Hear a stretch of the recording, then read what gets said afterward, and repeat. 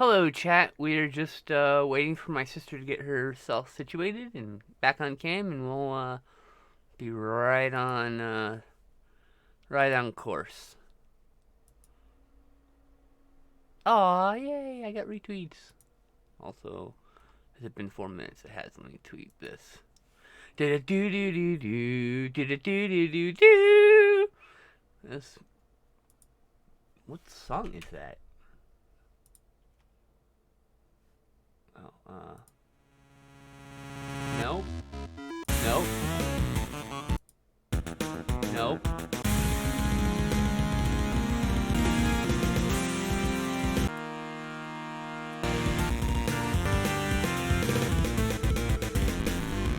Where did I play? I already forgot. I feel like it was this. No?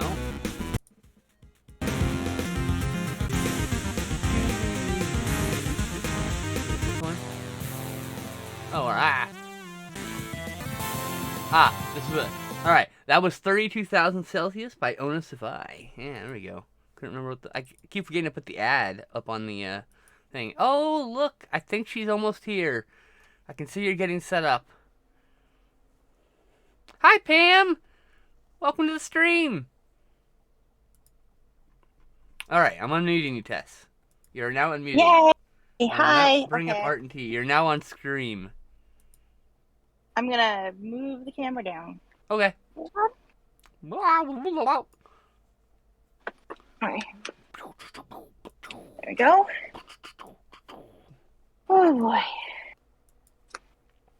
I've been trying to send this song to a group chat I am in for like hours. I'm just waiting for Discord to stop being poopy. Oh, do I gotta unmute you? No, I think you're good. Say something? Something. Okay, actually, I gotta turn you down a little bit. You're good. Okay. I'll just turn you down. I just turned you up a little too high. That's my bad. I gotta turn you up personally so I can actually hear you. More. Okay.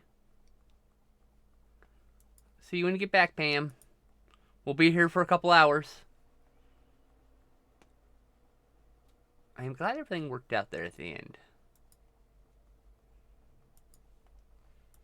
I already decided I wasn't gonna get stressed out, but like, I'm glad everything worked out, you know?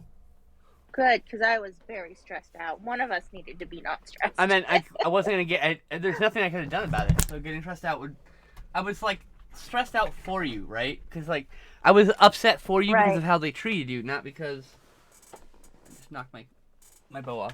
Not because like, a problem arose. Like, I wasn't stressed out because of problems, I'm stressed out because people were treating you badly. That's what triggers me. That's what bothers me the most is when people I care about are treated badly when they are like some of the best people I know. Well, my brother-in-law got up in time. I just had no way of like knowing for sure if he would be up in time. Yeah. Yeah. I get it.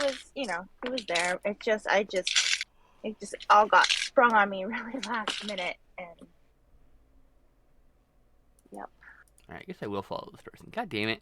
Stop unfollowing people, dork. Me, I'm telling it myself. Okay. Just follow people and deal with it.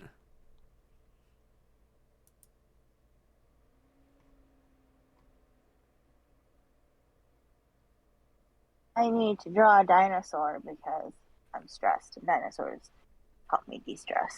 So I'm gonna do a few pre-sketches of dinos, but definitely need to draw a dino.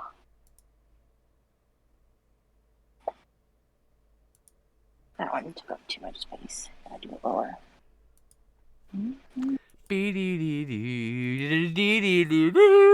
I will literally be. I'll be laying here in bed. And I'll be like half asleep, trying to wake up. Then my friend Faye's music will play, and I'll be like, I just sit up and I just listen to the music because it's such good music. And the fact that she lets me play it on stream is just like, it's a blessing. That's a blessing right there. Yeah. Which we're gonna draw today. We're drawing a dinosaur. Yay, dinosaur! Yep. We're not drawing an incredibly detailed dinosaur. We're gonna do a swirly one. Good. Do what you want. I like swirly dinos. I like your art, so it works out. Yay! Ba-da-dee-dee-dee-doo, ba-da-dee-dee-dee-doo. Ah-ha-ha. Da-da-da-da-da-da-da. I am excited. I just need March to go by fast and April to go by fast and to get to May already. What's in May? My comet is coming to visit. Oh! And I will get Good. snuggled for the first time in years. And hugged Yay, for the first time in years. snuggled. Kissed for Yay the first for time in years. hugs. Just all the good things I need in my life. Yay!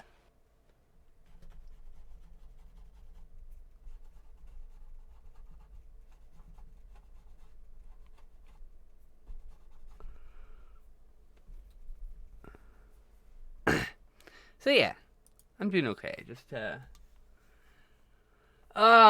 it was the roughest week, and I lost friends, and but like also it became closer to another group of friends, so it's interesting. I don't know. The world is weird. The world's like, hey, you don't have the support in your life now because you fucked up. Oh look, here's some new people. Like, oh, well, all right. And no, I'm not bipolar. All my bipolar friends say I'm not bipolar. I'm just broken in the brain. I wouldn't have a problem being bipolar if that were the problem, but there's a lot of features of what I do that aren't bipolar at all. Broken ass brain of mine.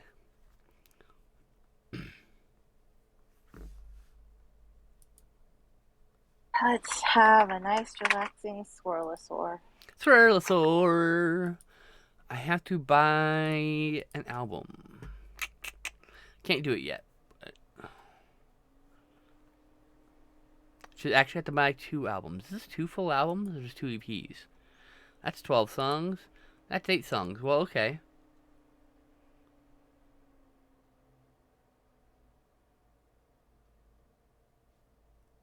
You know. I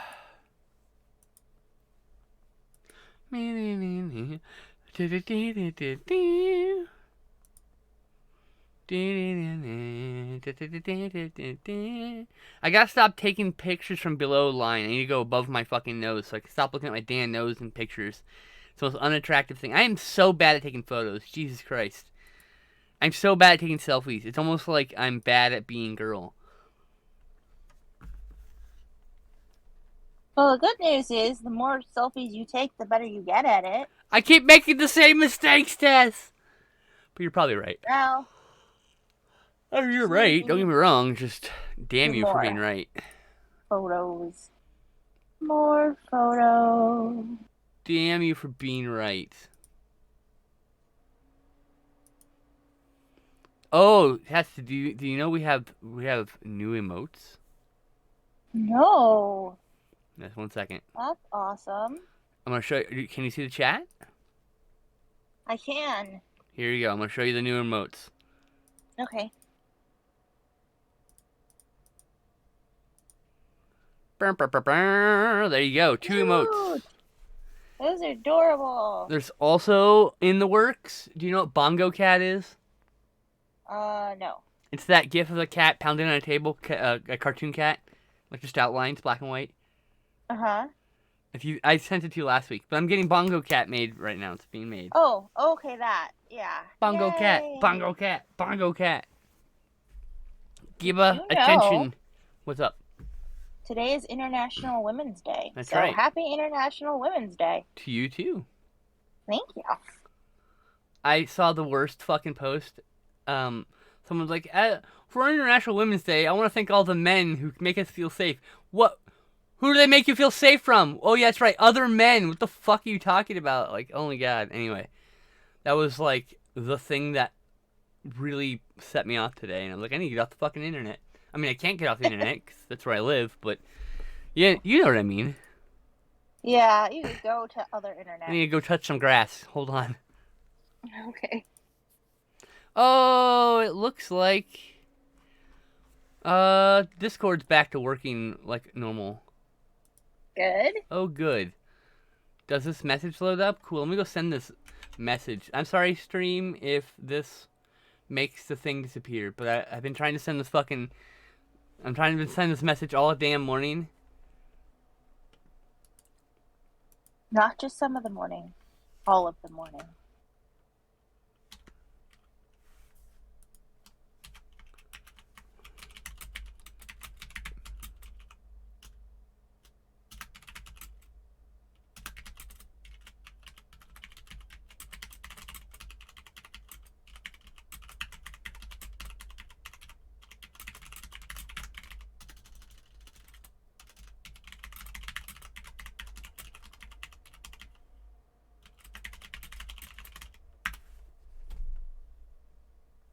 Okay, let me bring the stream. Did it fuck the stream? Oh no, you're still streaming. Yay! Yay! Sometimes when I tab out or put something over the thing I'm like looking at, it'll just make it disappear. It just like the video unreses and I just get audio only. Anyway, it worked out. It doesn't matter. No, I think it's a CPU saving thing. I mean, like, it's not really that weird. It's just wow. Okay, oops. But it didn't happen, so we all good. Yay!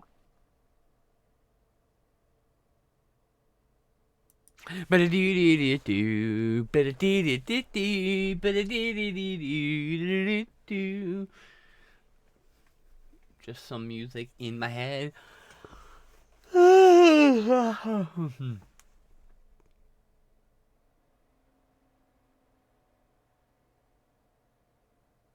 had one really good day there in the middle of all that bad, though.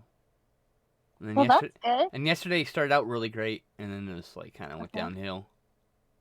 Oh, well, I'm glad for the good parts. Oh, I mean, yesterday morning was great. I had a lot of fucking fun, and it was cute, and a little sexy. There's all the good things that I wish to be at all times. Good. Also, flirting with people's nice. Just saying. Feeling confident enough to flirt with people is even better, because that's something that's even rarer for me. Yay! Because like I have a struggle with like flirting people. Like if someone I don't know really really well flirts with me, I'm just like, yeah, that would be great. And I'm like, that's not flirting. I'm really bad at it most of the time. But if I feel comfortable with somebody, I can, yeah. I have a confession. Yes, ma'am. I have used flirting to get people to pay their copays at work. Wow, that's rude. I mean, more power to you, but that's just rude. I probably would do the same. Don't get me wrong. It's rude, but also I'm not better than you. It's just, people who don't want to pay, you just a little bit nicer, lean in a little bit closer, smile a little bit more. Are you sure you don't want to pay? Oh, I never did that. Blink, blink, blink, blink, blink, blink, blink, blink, blink, blink. No, it's like... But yeah, I have.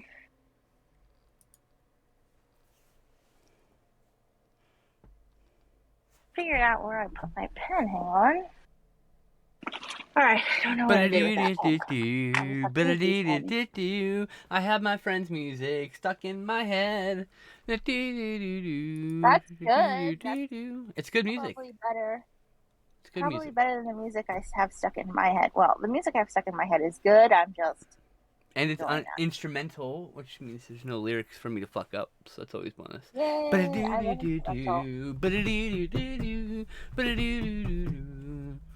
Anyway. I'm hungry. I haven't eaten yet. I literally woke up, went to the bathroom, shaved my face, which took a lot of... it should take me just a few minutes, but it took me like 25. Because like looking at my face is very hard when I have this like really bad dysphoria, and I have had this bad dysphoria for a while now. It rarely relents, but it's just one of those things where like it just took a lot of work, and my face was getting scruffy. So it was like, I will stream with a fucking 5 o'clock shadow. I don't give a fuck. Like, I don't give a fuck, you know? But once it starts actually being a beard, it's like, I gotta get rid of this shit. Like, fuck me. Day 4, it's like I have to shave. I have to shave or I can't put my face on camera. And every now and then I'll just go cameraless because I can't shave, you know? Mm-hmm. Somebody just for you wins. Sorry.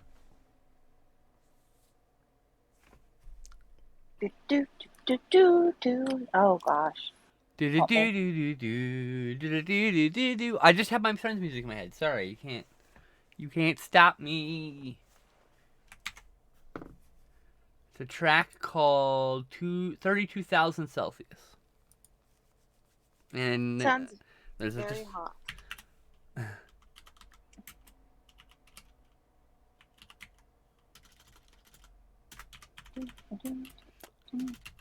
Now I just gotta, oh god, Celsius.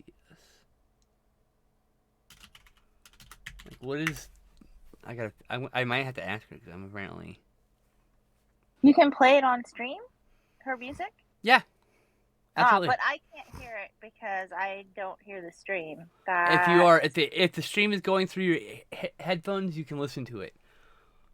The stream is not. It's Then, just you on Discord. There'll be an echo of us talking, which is a problem. Yeah. No, it's fine. I have considered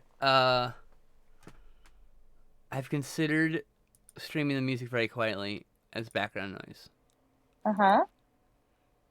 JL, I don't give a fuck about your mandates. Please stop talking about COVID in my chat. Thanks. This is your 5th time being warned. I'm not going to be nice about it after this. Hi, JL. I appreciate your viewership. I appreciate the other things you talk about, but, like, please stop talking about COVID in my chat, please.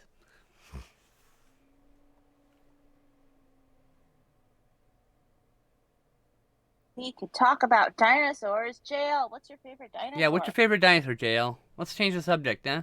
What's your favorite dinosaur? Tell me. What's your favorite Jurassic Park character? Tell me all the things. By the way, it's Alan Grant for me, but Ellie Sattler's a close second. I'm so excited for the new movie. Oh my god. Blah, blah, blah. I gotta rewatch all of the franchise. It's been a while. I haven't seen anything. So I saw Jurassic Park. Let me see here. When's the last time I saw Jurassic Park? Over 10 years, I think. But this is why I have to go. Yeah. I have to go look because I can't remember. See here. Add to list. I watched Jurassic Park before 2013. So about 10 years. So. Definitely time for a rewatch. Which means I haven't seen 2 or 3 since then. I haven't seen Jurassic World since, I want to say, Dominion came out. I don't think I actually saw it then either. I saw Jurassic World in 2015, 2016, and 2018. So it's been about 4 years since I've seen Jurassic World. And then Domination, I think I've only saw it one time. 2018, I would guess. I'd venture to guess. 2018, the one time. So for me, rewatching, I need to rewatch the original trilogy. Watching Dominion, Jurassic World for a 4th fucking time, and then watch Dominion for a 2nd time, and then I'll watch the new one. Like, that's gonna be a whole plan. Not in all one day, obviously. I'm not a psychopath or anything. We watched. Okay, JL, but once again, JL, what's your favorite dinosaur? I don't care about any of that shit. What's your dinosaur? COVID shit I don't want to hear it. What's your favorite dinosaur? What's your favorite Jurassic Park character? Come on. On topic. Anybody else in chat? I see there's a bunch of you. What's your favorite dinosaur? Favorite Jurassic Park character? Let's go. I want to see those fucking answers in chat. I see you in the fucking the users. But yeah, it's alright. You can also lurk if you want. My favorite character is actually Blue. Okay, what's your favorite human character, though? I'm curious. Oh. Because you're not wrong choosing Blue. Blue is a character. Yeah. Blue has a personality and is basically treated exactly like a character. Like an animal companion character. So, yeah. Alan Grant. What? I love Grant. I love Ellie. I wish there was more of them. in the movies because they, especially Ellie, really she needs more screen She time, never, right? she didn't want to come back. Yeah, for the others. Yeah, So. yeah. But she's back now, so I hope Yeah, I she know. has I'm a lot of screen excited. time. Uh, Um, JL also likes Alan Grant. JL, what's your favorite I, dinosaur now? I want to know that. Sorry, continue. oh, I really like Doctor Wu. Doctor Wu. Hey, nothing wrong with that. I liked him better when he turned all evil genius on me. Not even like a natural evil genius. He just had a different view of morality than the other characters. Yeah. Like that's the thing about Doctor Wu is like he's villainized in this movie, but really he just has a different moral code than other people, and what he's Yeah. doing, it's not morally wrong. It seems unethical to some degree, but like he has a Well, reason for doing what he yeah, does, which makes his character so good. Honestly, and he doesn't want the dinosaurs to get like I just remember him going, "It's not ready. It's not ready." He's just he cares about the science. he cares about the dinosaurs and the science. That's it. Science. Yeah, yeah. So I actually really like him a lot. My A lot. favorite dinosaur is Ankylosaurus, by the way, in case anyone's curious. Yeah, Ankylosaur. Which is a big My favorite. turtle dino with balls on its tail. I have a lot of favorite dinosaurs. I can't narrow it down to one. Well, raptors, obviously, I love raptors. and I love Parasaurolophus. I love Parasaurolophus. Those are, I think, I if I like were to say, knowing you for as long, those are your two favorite dinosaurs. um I like sauropods just in general. Like all the sauropods, they're classic. Yeah, And I like Cryolophosaurus. That's that new one they discovered in Antarctica. I don't know how to fucking. I don't even know what that looks like.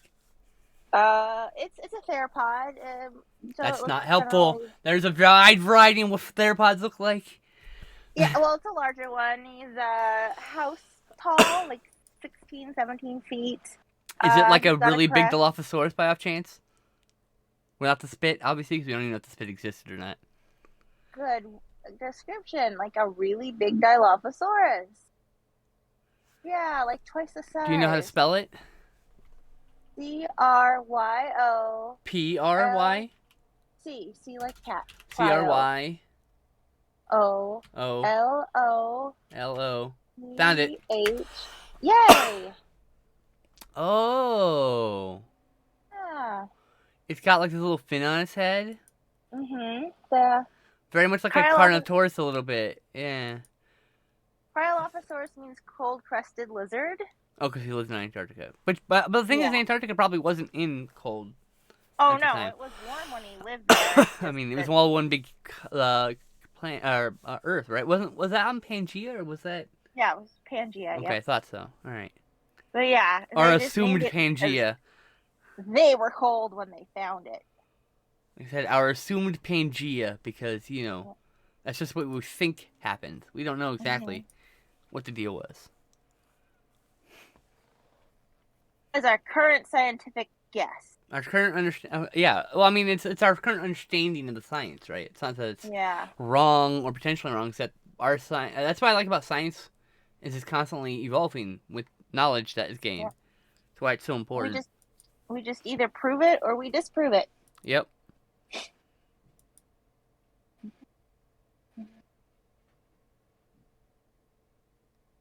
Dilophosaurid.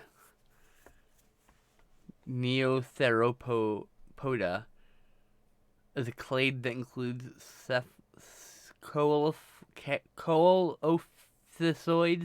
coelophysoids, I'm butchering that, and more advanced theropod dinosaurs, and it's the only group of theropods that survived the Jurassic/Triassic extinction event. All neotheropods became extinct at the end of the early Jurassic period, except for Averos. I'm gonna look that. Averostra, or bird snouts, is a clade that include. Okay, wait.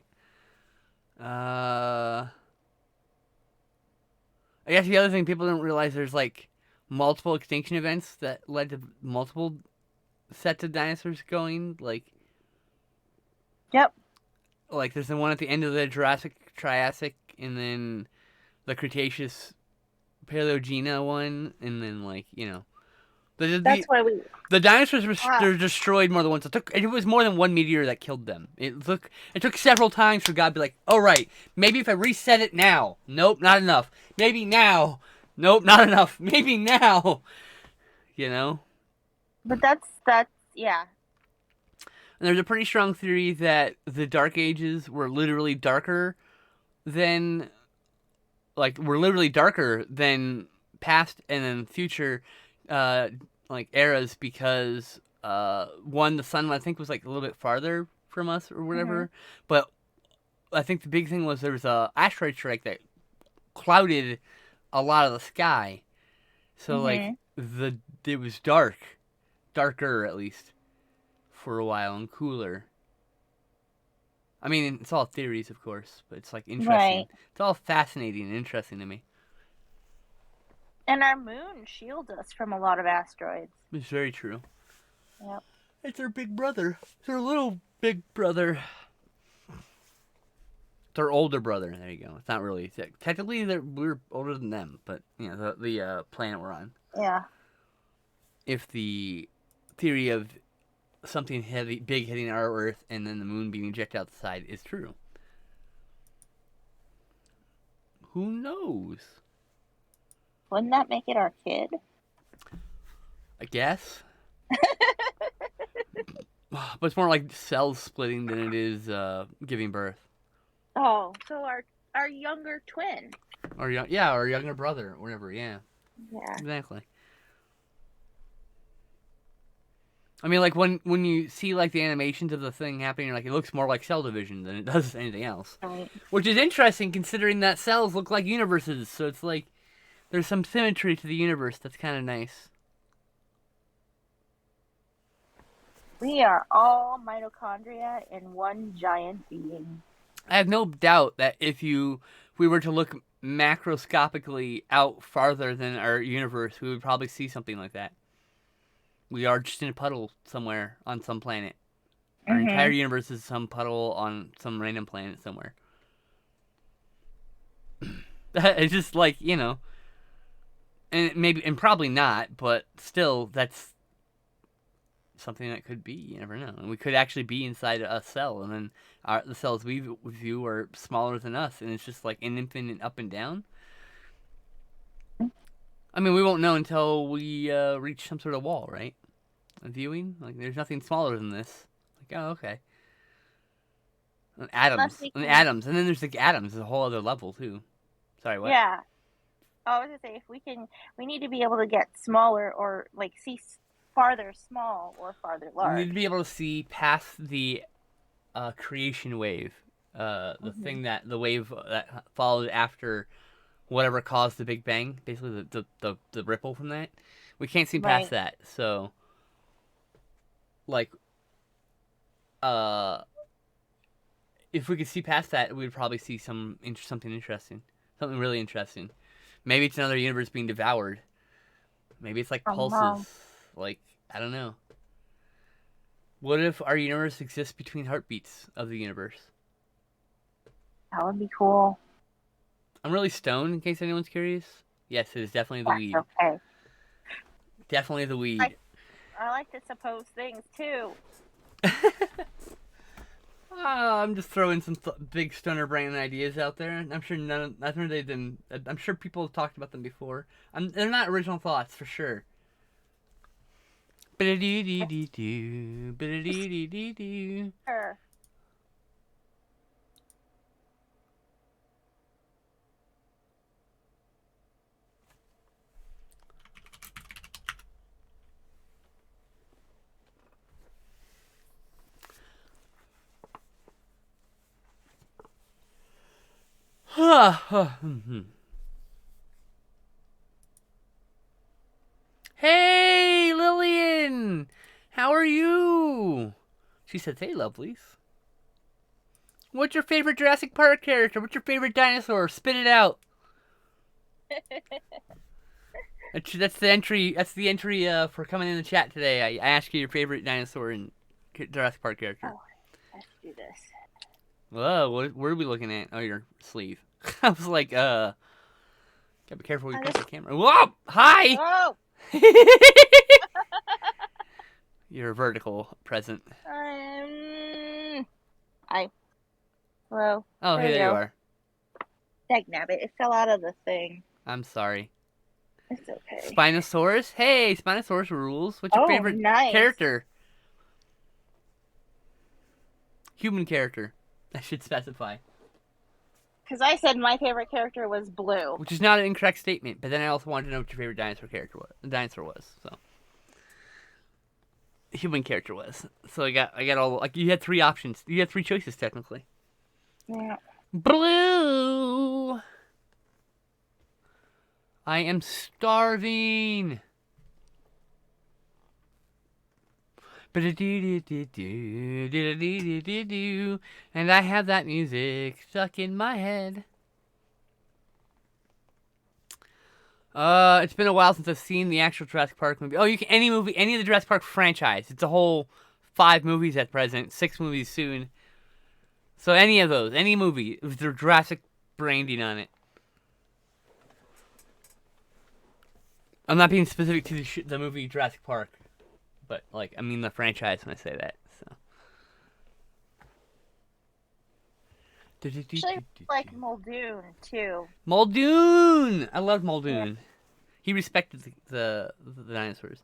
The kids are cool in the OG and the Jurassic World ones. Yeah, you know, I think they're neat. I liked Lexi a lot. I related to Lexi a lot as a kid. It's Lex and Tim, and who are the Jurassic World ones? Those ones I don't remember. I don't remember either. Yeah. Anyway, Lex and Tim are the important ones. I'm kidding. There. I'm kidding. What I really liked about the movie as opposed to the book is they actually gave Lex a part in the movie. She was... just a screamer in the book, basically. Yeah, in the book, she was just this little kid. She didn't want to be there. She was just... They reversed their ages, too, in the books. In the movie. Yeah. And from the books. So Lex is the older one. I think that dynamic worked really well, so... Yeah, the book, oh my god. Sorry, go ahead. Making her, you know, have, like the fact that she was the one that kind of helped save them all. Tim was the reason why they're there. She's how they got out. Lillian says the drawing looks really cool. Oh, thank you. As opposed to having Tim do everything. I really did not like the kids in the book. Me either. So, fun story about the book. My mom forbade me from reading the book. Also, Lillian said super cool, not really cool, but anyway. I was forbade me from reading the book, so that summer, Jurassic Park came out, and that summer I went to my grandmother's in Texas. She lived in Lubbock, Texas. My parents lived in Simi, California. And when I was in Lubbock, I got what's the word? I got allowance, and I took my allowance, and my grandma's street was here. And then you walked around the corner and up around a complete block around, and there was a used bookstore and a comic shop and some other stuff. And I used that allowance to buy comics. But what I ended up doing is buying the Jurassic Park book. I spent the whole summer reading the book twice. When I got home, I stuck the book home in my luggage. When I got home, I walked with my mom while she's sitting in her chair watching whatever show, and I threw the book at her feet and says, "I read it anyway. Your punishment is completely useless now." And she just looked at me like, what the fuck? Why weren't you allowed to read it? Because of content. Confused. The content? Yeah, my mom thought it was too adult for me. And I said, don't give a fuck. I'm going to read it anyway. It was like 93, so I was 11, you know? Mm-hmm. I can understand why you don't want to have 11-year-old read Jurassic Park, but it was fine. I was okay. I read it when I was 8, and I read it through multiple trips to Costco. I didn't own that book for years. When my parents would go to Costco, I would go sit next to all their books, find where I'd been in Jurassic Park the last time, and continue reading. Beautiful. I love it. Yes, limiting books is really silly. I think there is something to be said about not giving children graphic sex and violence in books. And I think my mom thought there was, because she'd read other Crichton books, that it might be too graphic for me. She had not actually So read Jurassic Park. She just made the assumption, and I just read it anyway. Disclosure was pretty graphic. Just talk about it with them. That's also totally acceptable. Just talking with the kids about the graphic sex and violence, but I Yeah. think I yeah. I mean, I don't know. That's a hard question. Like, I don't know if I want to expose my.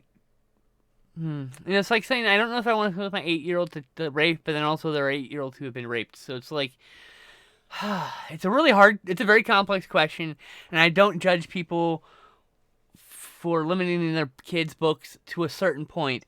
I think like 11, 12, they're starting to become adults, little adults. They're starting to learn, like, so it's like, I don't know. I think at some point you need to relent. But yeah, my mom They, tried to control me through my whole life, so not sure. I think it's most important to keep an open dialogue. So, Yes, like, if absolutely. they do come across something that's bothersome that they need to talk about, that's, Yeah, because they're gonna end up learning about things at some point, and it's yeah. better After if they 11, I'd come give to up on it. you. Exactly. Yeah, Sorry. and it's better if they come to you and discuss things than be afraid or And, misunderstand or and that point, I don't know yeah. if I would give my 8-year-old an extremely mature book, but I don't know if I wouldn't either.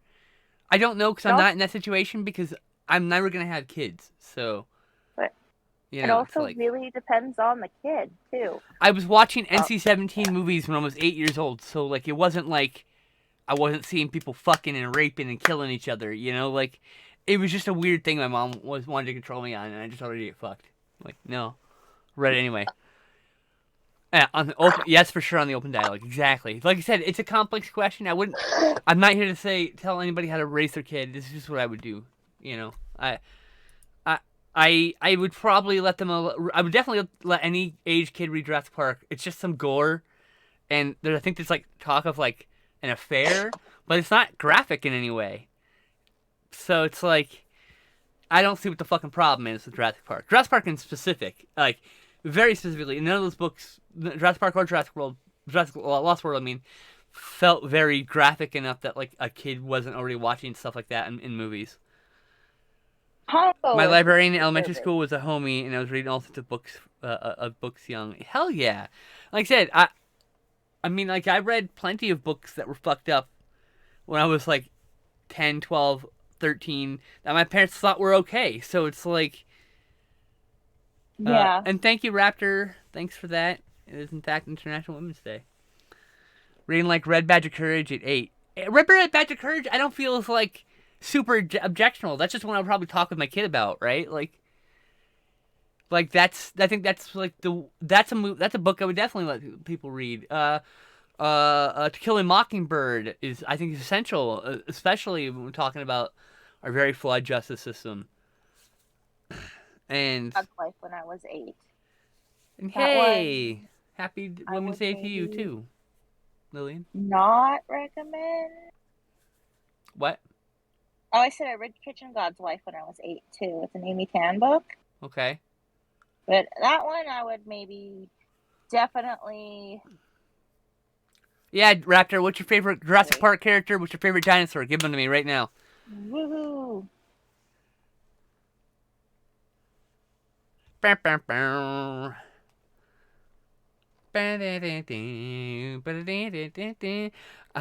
have one of Faye's songs stuck in my head, Lillian, and it's just on loop right now. John Hammond. Well, Hammond is awesome. And yeah, I don't care if I'm not making any delineation between book or movie or any of the movies, in the franchise, any of the books. Like, whatever. If you like the character from a kid's book that was Jurassic Park when I did, I want to know. You know what I mean? Like, I'm not that picky. The whole franchise is called Jurassic Park to me, even though the last 3 are Jurassic World. I have to go to the bathroom, so I'll be right back. What about Camp Cretaceous? Please, would like to also shout out Plesiosaur. I haven't seen Camp Cretaceous yet, but I am planning to. But I'll be right back. Wait, plesiosaurs are cool. technically not dinosaurs. Neither are mosasaurs or dimetrodons. Dimetrodons are the ancestors to mammals, actually, or pterosaurs, also not dinosaurs, but all awesome.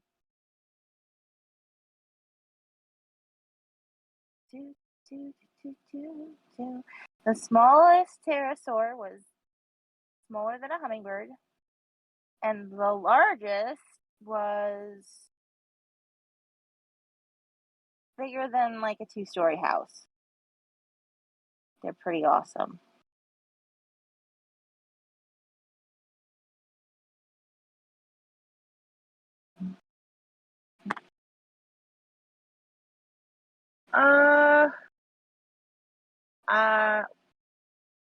I cannot tell you the distinction because I am not that well versed, but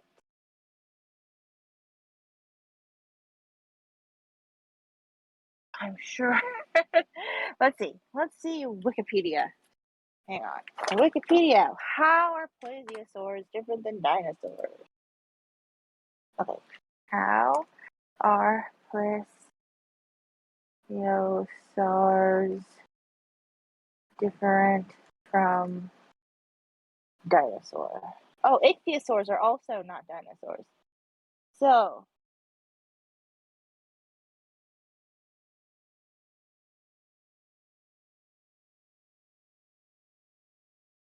it is a order or a clade of extinct Mesozoic marine reptiles. It coexisted with dinosaurs during the Jurassic period. Why is it not a dinosaur? Oh, none of the marine reptiles are considered dinosaurs, apparently. Because I guess it's the difference between Landosaurus and Waterosaurus. Very confusing.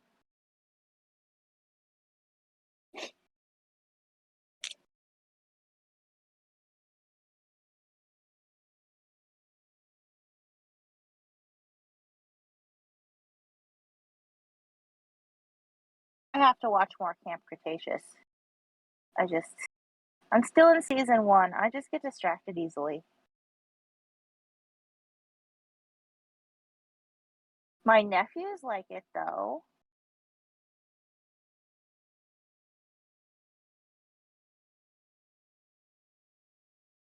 I get distracted easily with anything that I'm trying to watch.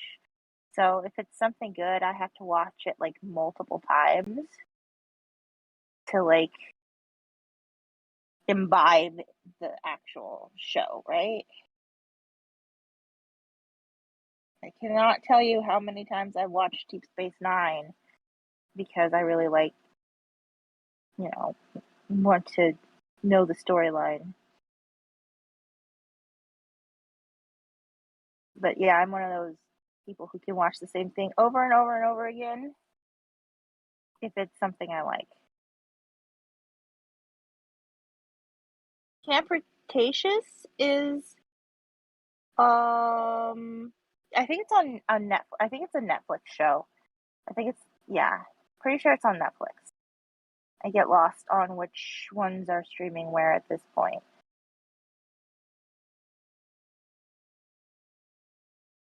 Yeah, it's a kids show technically, but they're making quote unquote kids TV to be more palatable to everybody, I think, because it's not just kids who are watching it.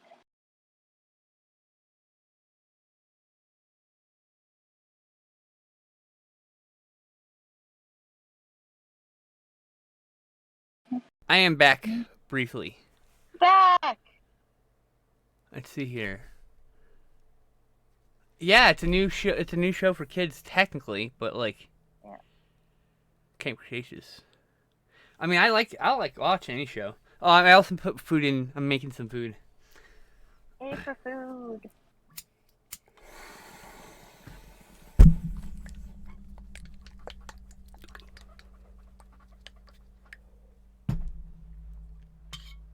It's on Netflix, right? I can't keep track of what show's streaming where anymore. I know we almost got an Aliens animated series because that's where the toy line came from. You're like, why is this rated R movie being promoted for kids? But it wasn't. It was technically a kid show that they never got it off the ground for whatever reason. Really? Yep, it was gonna be called Aliens Colonial Marines, and it was gonna be like an action cartoon kid show about Colonial Marines fighting more than just aliens. But that's why there's all these like cartoony alien types, like the bull alien, the panther alien, the mantis alien, because that was for a kids show. We almost got a '90s Jurassic Park show. I don't think Jurassic Park would have worked in the '90s as a show. Now we need a Jurassic Park show now. I need a continuing miniseries for that. I like my shows that have ongoing plot and not just like an Alien of the Day kind of a show. And '90s was very. This is what I actually like Alien of the Week or Monster of the Week, as they're called.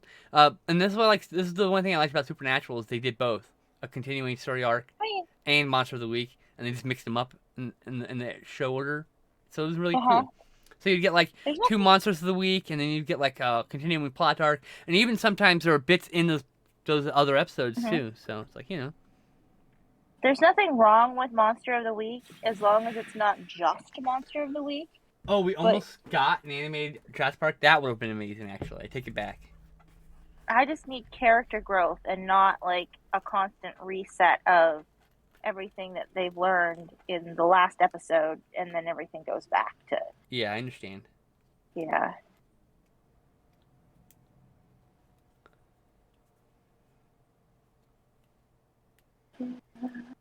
Alright,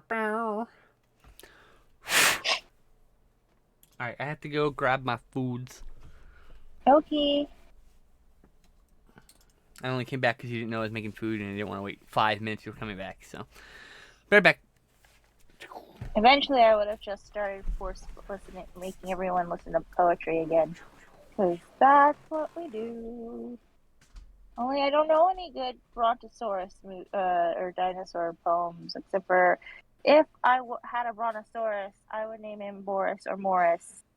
But if he suddenly had a lot of little Brontosauri, I would change his name to Lori by Shel Silverstein. That's all the dinosaur poetry I know.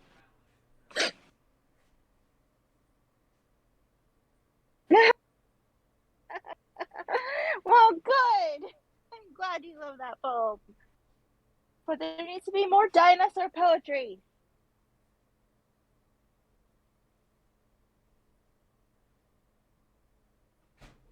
I have a new calling. Dinosaur poetry.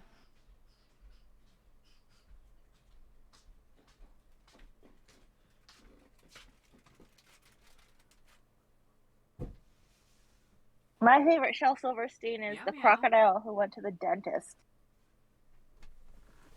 I don't know why I love that one so much. Close this door then. I think it's because of the way how Shel tells it, because I heard it when he was reading it. I have it on CD.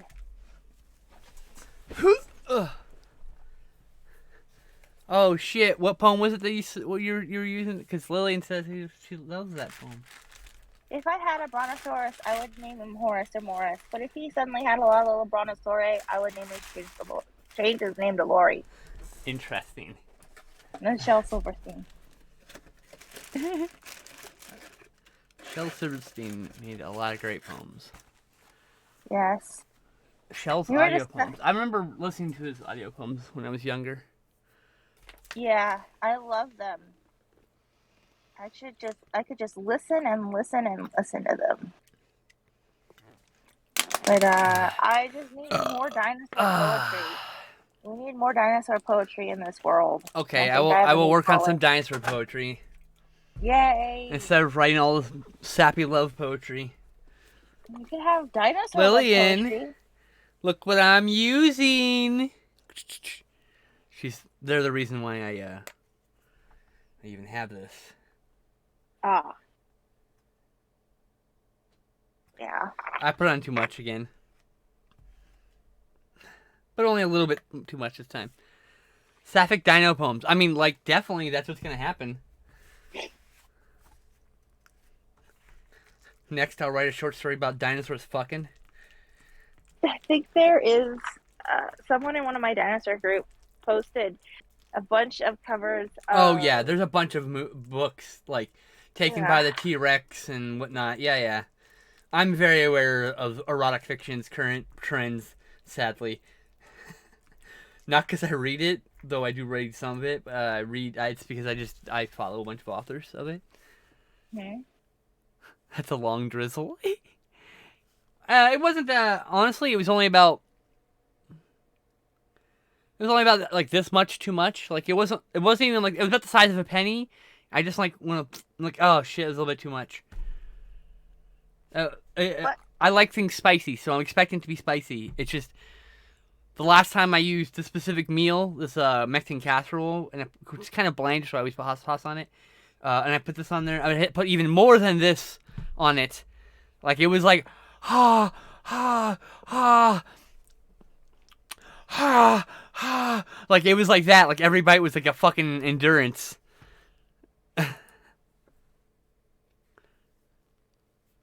Making this base color. I too will work on Dino Poems. The Raptor's Requiem. Yes, that would be awesome, actually. I should write poems about Godzilla too. Yes.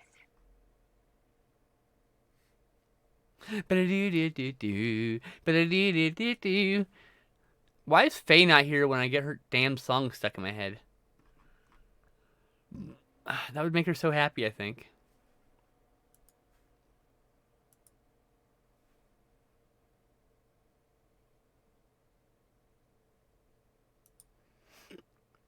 What is our base color on this dinosaur gonna be, people? Okay, pink. Okay.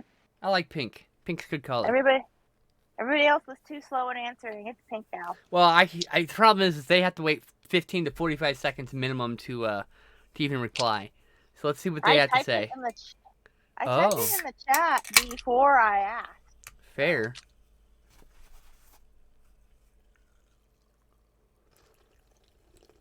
Getting our pinks. Jungle green. Pink is fun. Oh, we have 2 for pink so far. 2 for pink. You can also put jungle green in there. We can make our next one green. I am green biased though too. Is that your favorite color, Leanne?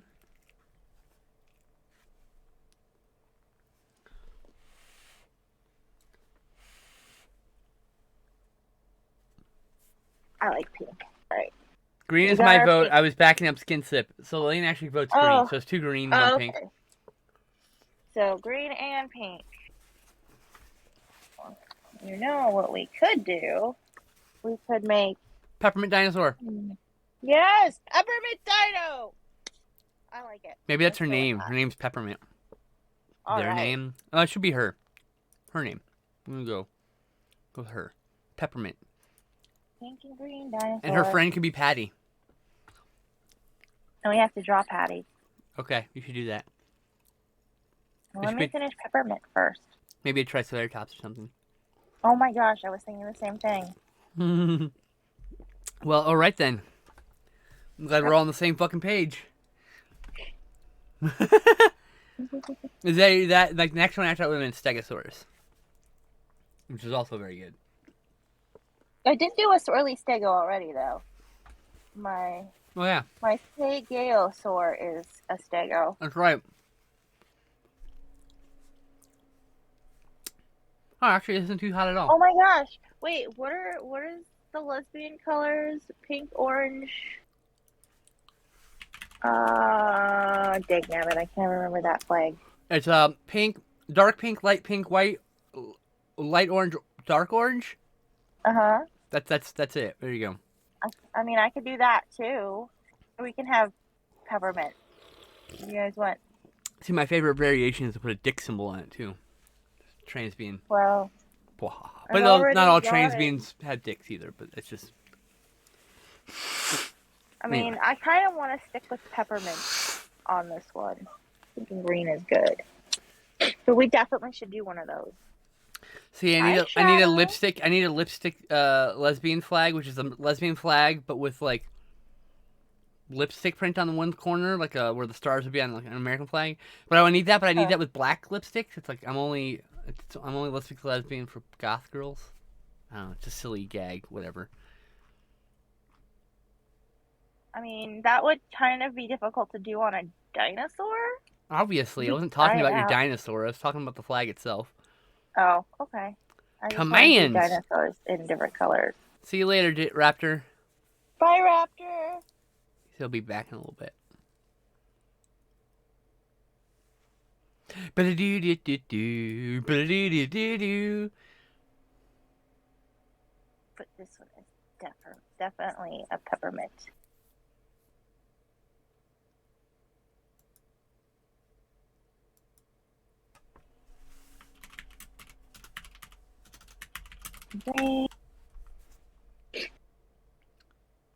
Oh yeah, I can order more COVID tests. I should probably do that. Oh, I got 4 free ones from the post office. I don't know if they're still doing that, but there was a little while where they were like just giving out free COVID tests.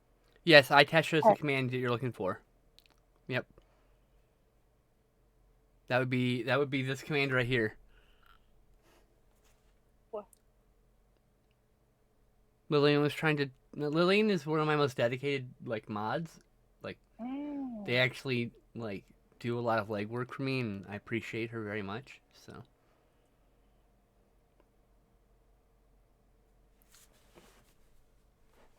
Like, you know, like, bless all my mods, like, you know, because they're always there to, like, ban the trolls, but, like, Lillian actually does work. Yeah. If I could make Lillian and technically Lillian is editor status, so she technically they're, like, chief mod.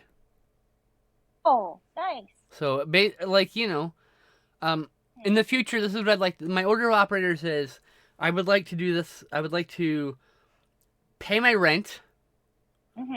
So I want enough money through the streaming to pay my rent, followed by, and you know, maybe my electricity and all that stuff too, right? And then I want to pay for an editor to consistently edit videos. And then after that, I want to pay my mods. My moderators who are like here and do work, because that seems fair. They're putting work in. Like, a lot of streamers, even the big streamers, don't even pay their mods, and I find that really ridiculous. You're making $100,000 a fucking year, and you can't pay some fucking mods? Like, that baffles me. I mean, it just baffles me. And actually, Lillian, where are you? I'm gonna make you a mod on my Discord, too.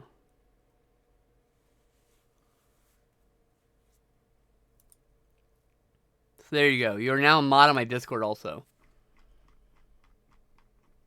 Anarchy mods? I don't know. I'm okay with like my mod to just sit there and do nothing, but like I appreciate them, one, because they're viewers, and two, because they're helping out when trans folk shitheads come in. You know, I'm not knocking them. I'm just saying, like Lillian's gonna get paid someday. I hope. Knock on wood. You know? Like, because they put a lot of work in, and they deserve it.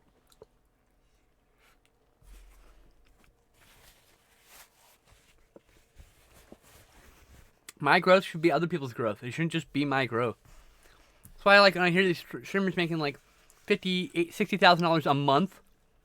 Like shit, I've never made that in my life. Like, no mod hierarchy. I mean, like head mod. I mean, you're the mod who puts all the work in at present.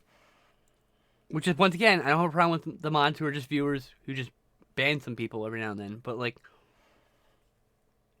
you put work in, so you would get a little pay you monthly. You know, like what's the point of rising out of your situation if you don't bring people with you?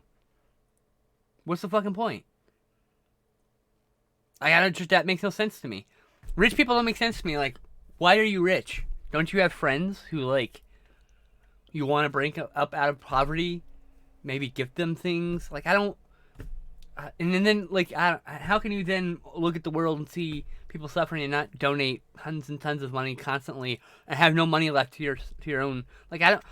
If I was rich, I would be poor because every month I'd make $5 million and $4 million would go out the fucking door instantaneously to fucking donations to my friends, to people I care about, to fucking people suffering. All like, why the fuck do I want to hold on to this? It's like, why are you rich? Is a great question. Like, do something with that money. Do something to the community. Rebuild the community you came from. Don't gentrify it. Just make the facilities better. You know, like, it's so just mindfulness with our money is just so not. It should be more rewarded, socially speaking. Real Bone Skull type vibes. I don't know what Bone Skull means in this context.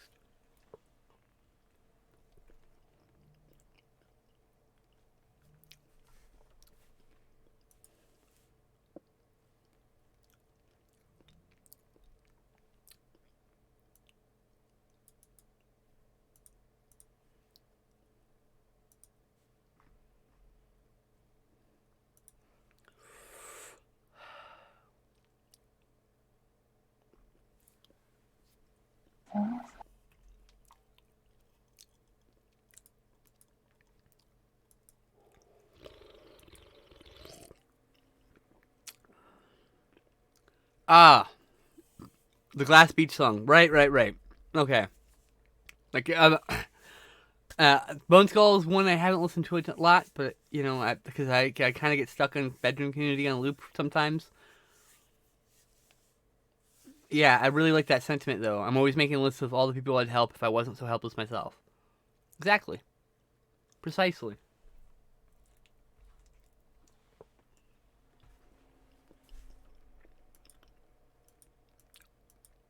What's the point of having wealth to bring people up with you? Especially the friends you know that have struggled their whole life to get anywhere. Look, why would you just let those people continue struggling without helping them? Baffles me. I have friends like that. I have friends who make $100,000 a year and they donated my GoFundMe once. I mean, and then they paid for my vacation once. So I'm like, not unthankful. I'm thankful for them, but like, it's like, I don't know. It's just me. It's the way I think, and I shouldn't criticize the way they think. It's just doesn't make sense to me. He does a lot, though. The guy who I take back what I say about him because he's actually is very generous. It's just yeah.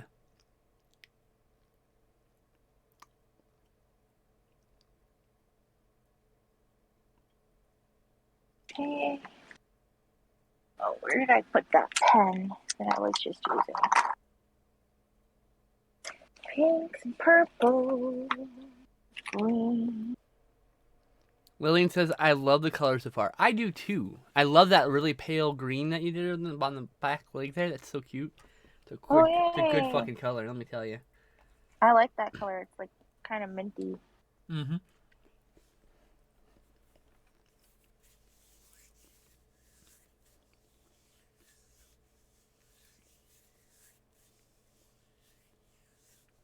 This paper absorbs a lot less of the ink, so I gotta be more careful. Oh, but it means you don't have to use so much ink now.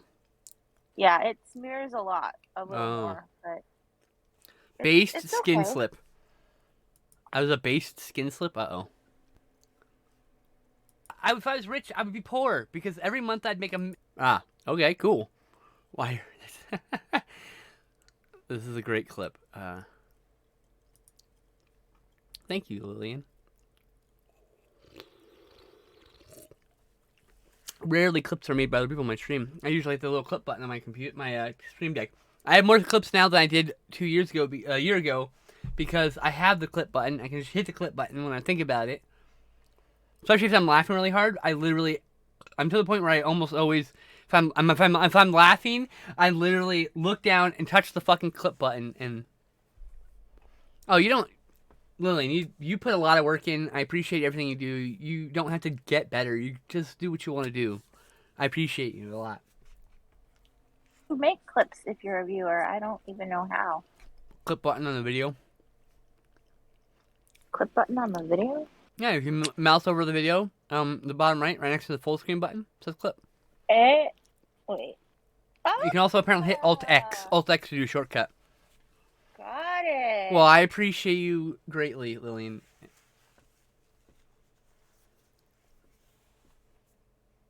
Yeah, yes, you can disable clips on channels, but I don't, because I want clips. Clips are how you get known.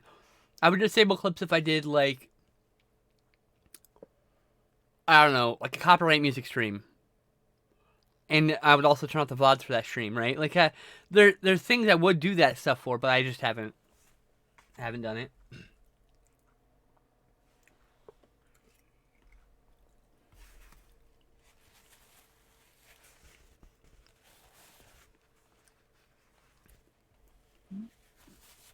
I tune into multiple channels that do what corporations would describe as illegal movie sharing, where they stream stuff like it's like a movie marathon. And they stream obscure and weird movies, never anything popular. But rights holders, they don't give a fuck. They've been sitting on a movie that's been stuck on VHS for 3 fucking decades now, and they get mad when you share their movie. It's like, well, put a Blu-ray out. People hey, Born Info guy is here to lurk and stuff. Hi. We're making a peppermint dinosaur today.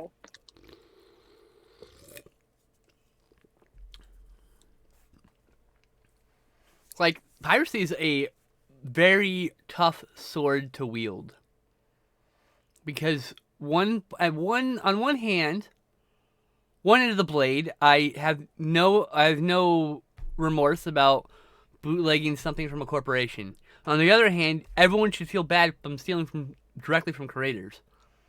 Right, so it's like, the piracy thing is not the easiest thing to just wield. It's like, it takes dexterity and understanding, like, copyright, basically, to effectively use piracy with a justice mind. Mm-hmm. Because the reality is, if we go by how copyright rules were actually written and always meant to be, was you had a copyright on something for 20 years. You can make money on something for 20 years. Which encouraged you to make more things so that you could have longer, more residuals and stuff, right? Mm-hmm. And they just kept extending that to give corporations money. Which is just gross. So it's like, I don't have a single tear shed for somebody, for like Universal Studios because you bootleg Jurassic Park. None, zero zits, no. I do, however, have a problem with you stealing Glass Beach's first album because they are hardworking, small-time artists. You know what I mean? Like, there's degrees of understanding with piracy. I sail the seas for some things. I pay money for other things. We try to act with justice in mind. Oh, but then we'll stop getting big blockbuster movies. Oh, really? What a shame. It would be a shame if that were to happen. Huh. Well, we'd start getting better content on YouTube by small time creators. You would see an influx in films that people just wanted to make instead of corporate things. Yeah.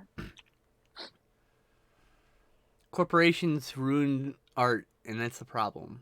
And now a corporation owns Bandcamp, and they're just going to ruin art.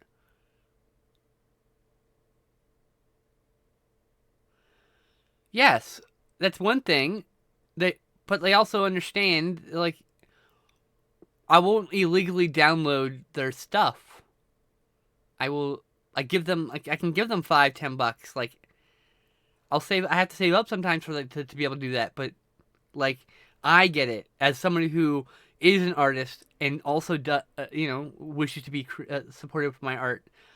I understand that spending money on small people's art is great. Like, Faye gave me full permission to just download her music and use it. She gave me, and what did I do? I went and sent her money. I went and just went right through Bandcamp on Bandcamp Friday. And I fucking like the one before, and I just gave her fucking money. She deserves it. That's how I feel, you know. Mm-hmm. I have another mutual, and their band name, their name is Saria Viri. Her name is Saria Viri. I'm kind of butchering her name. Anyway, I'm buying her music. I'm literally sitting here like staring at this Bandcamp going, I wish I had the money. I have to wait till next month. I still haven't been able to get Glass Beach's album. I decided to give Faye $10 per album instead of like a couple bucks. And so I blew my entire Bandcamp budget. I have a Bandcamp budget of, I should say music budget of $20 a month because otherwise I'll just buy music too often. And I have a budget on movies too. Otherwise I'll keep buying them and have no savings. I budget myself because I can't handle saving money any other way. Also, it's really hard for me to.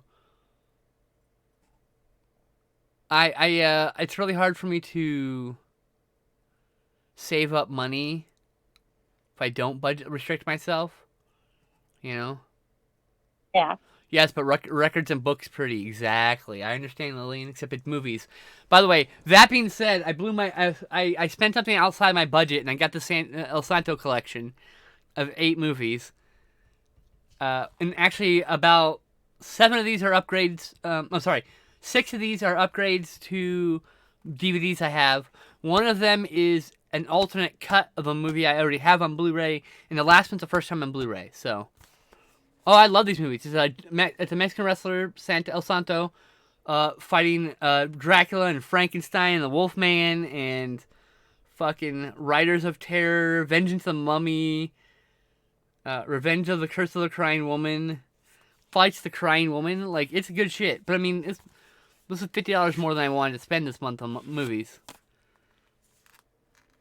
But I just, I had a really bad week. And I really needed something. And that's what happened.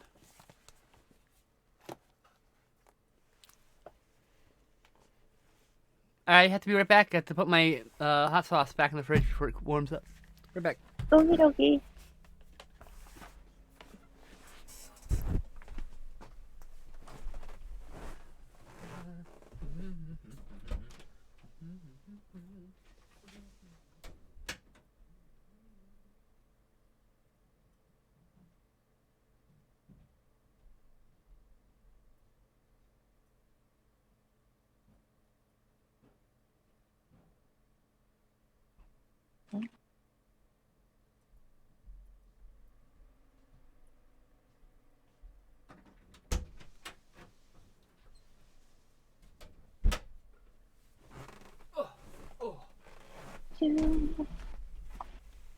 Where did I put the green that I was using? Oh, here it is. It's in my hand.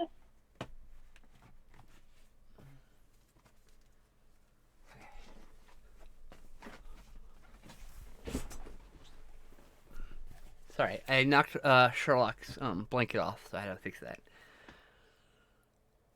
Oh, did you see the question in chat? Did you answer that? Oh, what? Did you answer Lillian's question in chat? I don't know if Do you saw I that. have big art inspirations?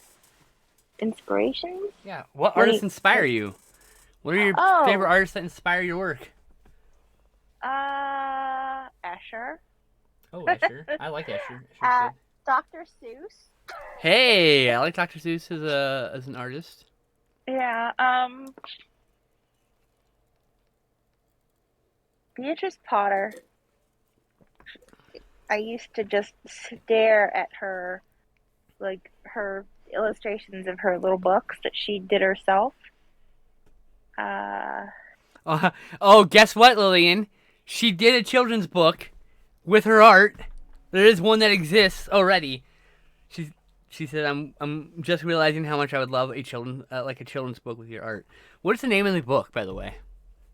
King for the Night by Ian Coutts. And I don't know if it's still available on Amazon, but I think Ian still has like a couple boxes of them. How do you spell his last name? Oh, no, I found it. It's out of print for sure. Oh, yeah. It's only $8 right now though on the marketplace. So here, hold on. Let me give you a link in chat. Here you go. And also, Lillian, if you use that link, it'll give me $1 or $2 kickback. I have to actually tell you that because it's an advertisement, but.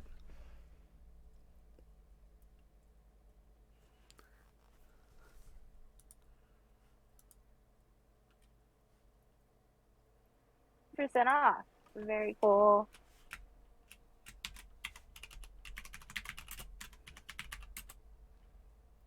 It's not my swirly art because it's people's, but oh, and my mom did a couple of the things in there. Like she did the poster in one of the classroom scenes because I wanted to make it look like somebody else did it. So my mom did that, and she did the wood in. I need to upload videos. I haven't done uploading from Twitch to YouTube in like a week or two. Sorry, I didn't mean to interrupt you. My brain splat words. Oh, let's see if that did work. And it.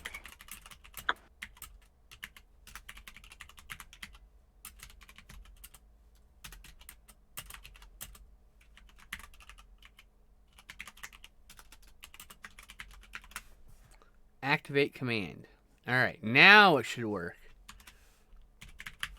Ian is a great guy. There! Hey! And now we have a command! I gotta download this based skin slip clip when I'm done.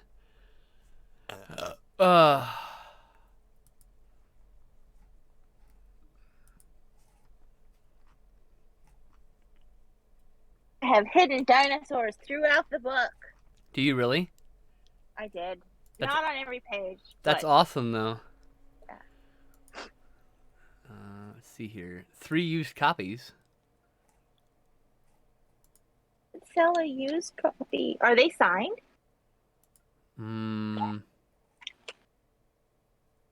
Oh, they don't have those details.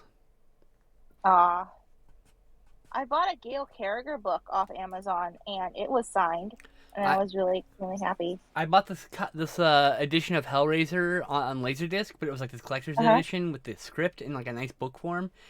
And I get it, and I open it up, and on the inside is an inscription from Doug Bradley, to the famous author whose estate I was buying from, apparently. Wow. I was like, oh shit, that's fucking cool. Currently it's packed away and I can't get to it, but I have photos somewhere of it. And someday I'll be able to show it off, but. Yeah, that's really cool. Yeah, I mean, it's like the script has like photos and stuff in it, so it's like, it's really, I like that kind of stuff. I wanted it as a bonus feature to the Blu-ray set I already have. Now I just need to get the Hellraiser comic collections, because the Hellraiser comics are cool.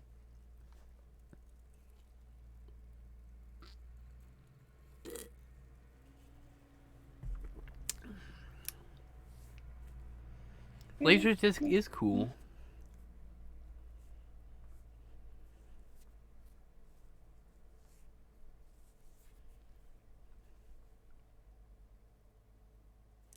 I mean, if you're going to get into physical media, Laserdisc is not the thing to get into. Those players are atrociously expensive because they're just getting fewer and fewer. They stopped making Laserdisc players about 10 years ago. 2012, I think. 2011, something like that. So you can't even buy like new players anymore. So now the market for the hardware is the expensive part. You can get tons of Laserdisc for cheap. I paid $20 whole for that Laserdisc. That Hellraiser set was not very expensive at all. But if you're going to get into media, like Blu-ray is the way to go. 4K, well, that's nice and all, but also usually 4Ks just have Blu-rays for special features. HD DVDs. You know the funny thing is, I wish HD DVD had won.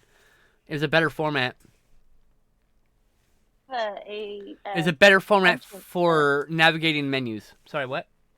I have a penchant for finding the DVDs that for cheap now because they're trying to phase out of them, and I'll be like, "Oh, it's $3. I want this one." But yeah, I Just mean, because I. like I showed you that. Like, did I show you this full thing, Lillian? I saw you show you the photo. But did you look at this? First of all, it's got a magnet snap. There's also a vinyl of the soundtrack. Just saying. It opens up, and then it's got one of these things, and you take it out. Look at this fucking nerdy ass shit. There's the Blu-ray. Here's a whole book of writing on the movie. It's called A Tale of Two Ninjas: The Story of How New York Ninja Came to Be. It's fucking cool. And then it says I Heart New York Ninja, which is a shirt that's in the movie inexplicably.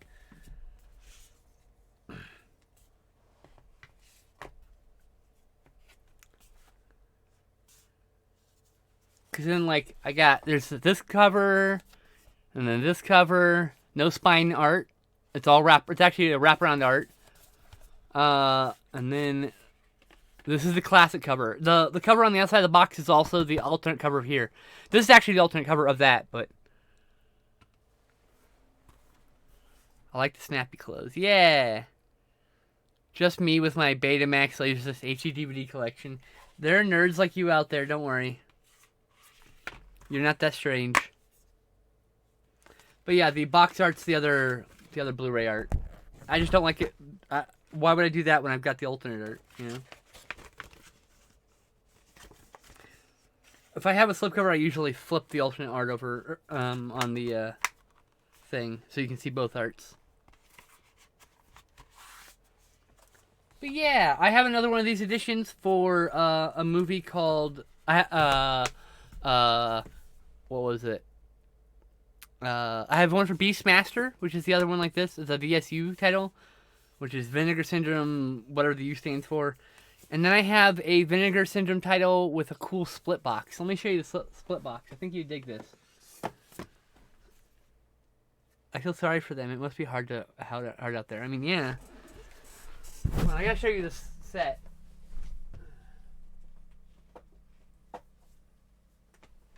This is a non-standard set. This is not how normal sets come. But like, this is a split box. And it splits like this. And the movie comes out. And there you go. But I like the way it splits open.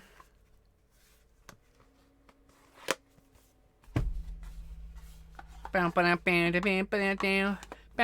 is every eye open suddenly in my head? What the fuck?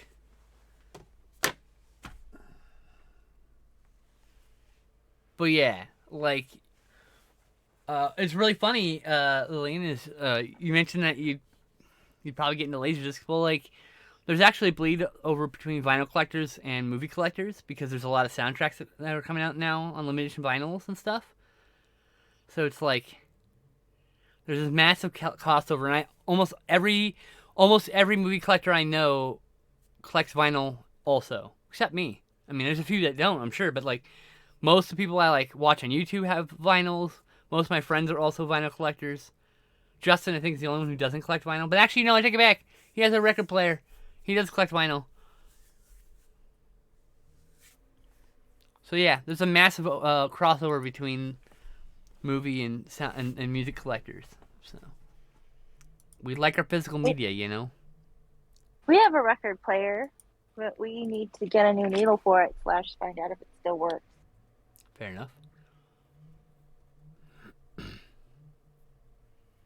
Add to cart, and I'll just sit there with them. Probably won't buy that yet, but. What's today? 3/8. Thank you. No problem. I only collect shellac. Oh god. Hey, Triceratops time, right? Triceratops time. I forgot what color we were making. I don't think we decided. I don't think we decided a color. So.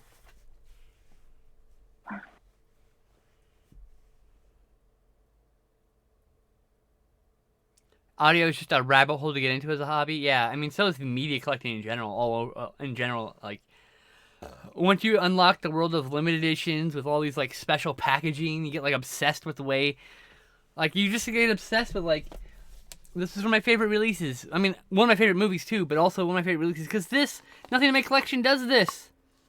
It's a split box. There's some split boxes that, like, there's one for a movie called Slaughterhouse, which I wish I'd gotten, but I didn't because I already owned Slaughterhouse from the UK release, and it was basically the same release. But the US one, the Vinegar Syndrome one, had a metal door cover that split in half this way to take the movie out. So that was really fucking cool. So I kind of regret not getting that one, but like whatever. What's there? eBay, Slaughterhouse, Vinegar Syndrome. How much would it cost me to get the split box? $230 to get the split box edition now.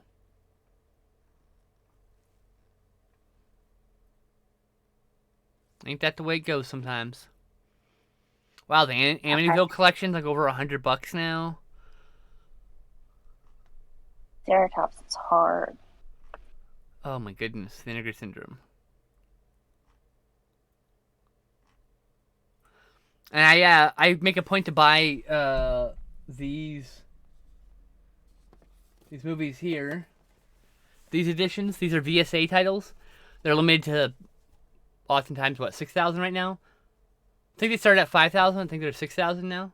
No, this one's 5,000. I think some of them are 6,000. Also, I'm pretty sure someone at Vinegar Syndrome likes me because they use my favorite number. I've gotten this number more than once. I love Triceratops. They were close for my pick for favorite. Yeah. But, like, I just love that the comes out like a VHS case. What was the alternate cover on this one? You're going to need several attempts at a Triceratops. It's not one I draw a lot of. Go for it. So take all the time you need. You got like 2.5 hours still. You got plenty of time. Ooh, good. You only an hour and a half in, so. But there's just something to be said about just like even just getting a standard edition. This had a limited edition, but I only got the standard edition in this movie. Because it's like, you know. My favorite is Ankylosaurus. Hers is Velociraptor and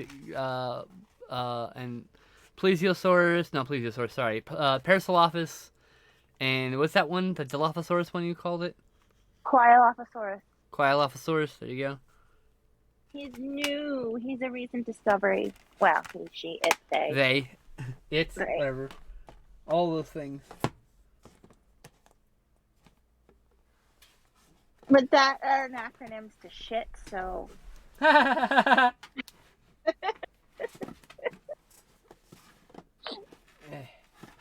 the other thing is I collect toys. I mean, I used to more regularly collect toys. This is probably the last expensive thing I got. I bought this for my birthday last year.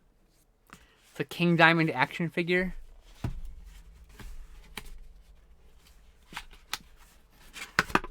And part of the reason why I got this is because the box is so fucking cool. I'm such a nerd for packaging. I mean, I have editions of movies I don't even like because they're cool packaging. Plastic off. Look at this fucking packaging.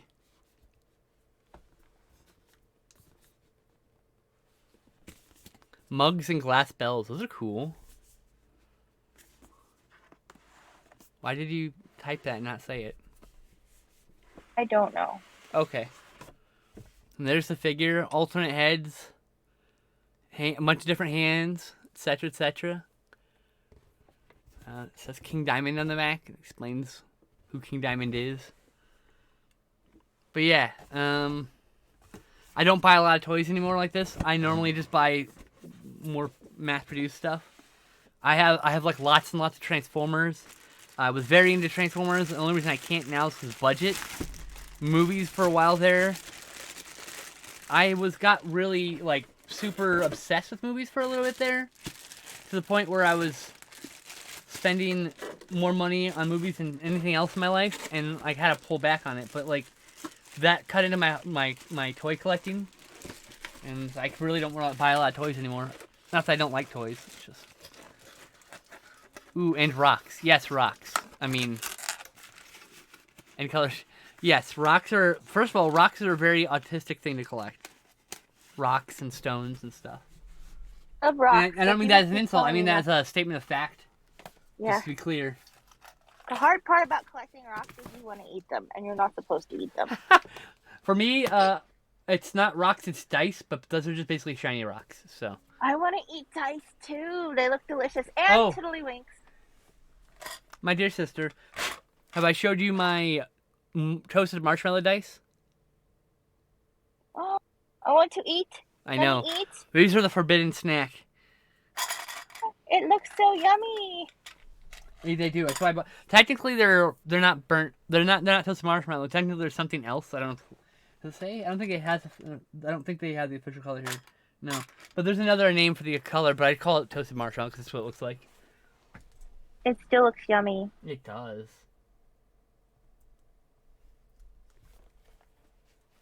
They roll pretty good too. And it has color street nails too. I should probably attempt to put them on again. I got my cuticle pushers, so. I had planned to put Color Street nails on yesterday for today. That plan went out the window. Maybe next week. I told you what happened yesterday, right? Oh, my father-in-law got lost. Oh yeah. You did tell me that. Yeah. Okay. Yeah. The morning looking for him. Sounds very stressful. It was. They found him at the elementary school. You need to move the art left and up. Oh, yeah. He went down to the elementary school because he thought he had an appointment there. And then the principal of that school, because he left without his jacket, gave him her own jacket for him to wear. And then the police took him home. Oh, I'm glad they didn't write you a ticket or something. No. He just brought him back. Simi Valley police can be fucking shits sometimes. I mean, some of them are rapists, I have to say. Well, this one was pretty good. He just brought him back and waited, because we were all out looking for him. Waited till one of us got back, wanted to verify how we were related. And That's good. You know, waited with him. That's good. Yeah. At least he wasn't alone. Yeah. And then... then he went ahead and left once we had everything, once he knew he wasn't going to be alone, so... Fair enough. Yeah. Oh, and he let me know where he'd been, so I could return said jacket.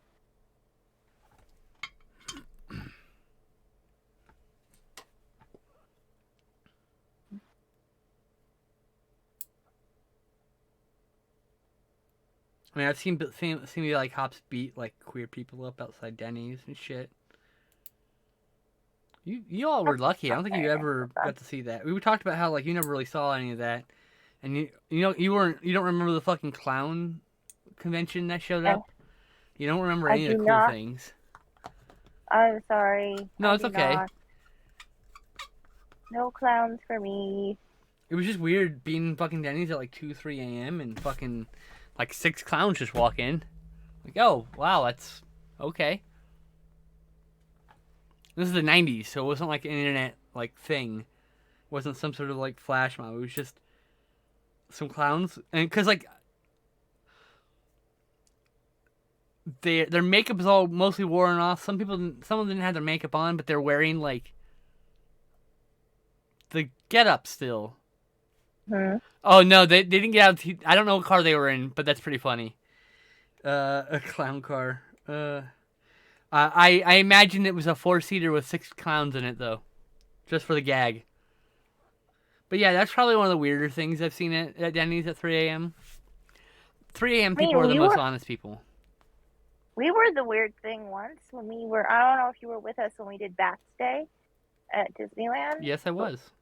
Oh, because we went to Denny's the day before. Yeah. Oh, no. I didn't go that time. No, we went some other day, I think, to Bats Day. I think you were with us when we went to a Bats Day in general. I mean, I always wear black anyway, so I look like a blend in anyway. So. I think it was just, that one was an accidental over here on Bats Day, as opposed to we all got dressed up. Right, I didn't get dressed. I've never gotten to go to Bats Day dressed in full goth regalia. I'd like to, though. Bats Day in the Park, it's called now. Yeah. It's not officially recognized by Disney anymore. Which is better. It was really better because that's how it started anyway. It's an unofficial thing. Yeah. So it started. It was really cool. Oh. Go ahead. No, go ahead. Oh, the year we went, they had a special event for those of us who were there, and they took everybody's picture outside the Haunted Mansion. So there's a couple of goth clubs that decided to join together as a promotional thing, and they had Bats Day at the Park followed by a concert, joint concert with a bunch of goth bands. That was like how Bats Day started, basically. Right. So it's always been outside of Disney's purview. Seems very tame for 3 a.m. And no, I mean, like, I lived in Simi Valley, so like watching the cops beat a bunch of queer kids up was like the most fucked up thing I had to deal with at Denny's. I lived in a mobile home park, which is way across town from there, across the train tracks. And that place is where most of the violence I saw happen. And the cops didn't come to our neighborhood very often. Those are probably kids that went to our school. Oh, the queer kids? Yeah, probably. Yeah. Cops were just being dicks. The Simi Valley cops are often very evil people. I'm sure they're nice ones, don't get me wrong. But most of them are fucking bastards.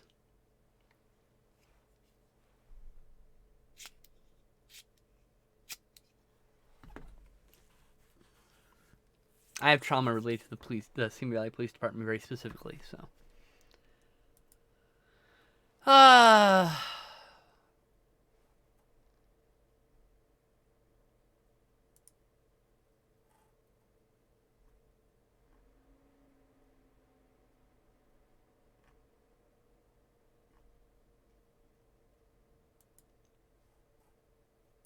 Sorry, I got quiet. What's up, pal? How's it going? Sad. I wish all cops get chomped by a T-Rex. Hey, that's something I agree with that. Nom nom nom. Oh, I wish all cops get sucked into a black hole. Is that what you're saying? Understood. Leave the retired cops because my uncle is one, and I'm pretty sure that my mom would not be happy, especially since that's where she's staying right now and how she's able to stay there.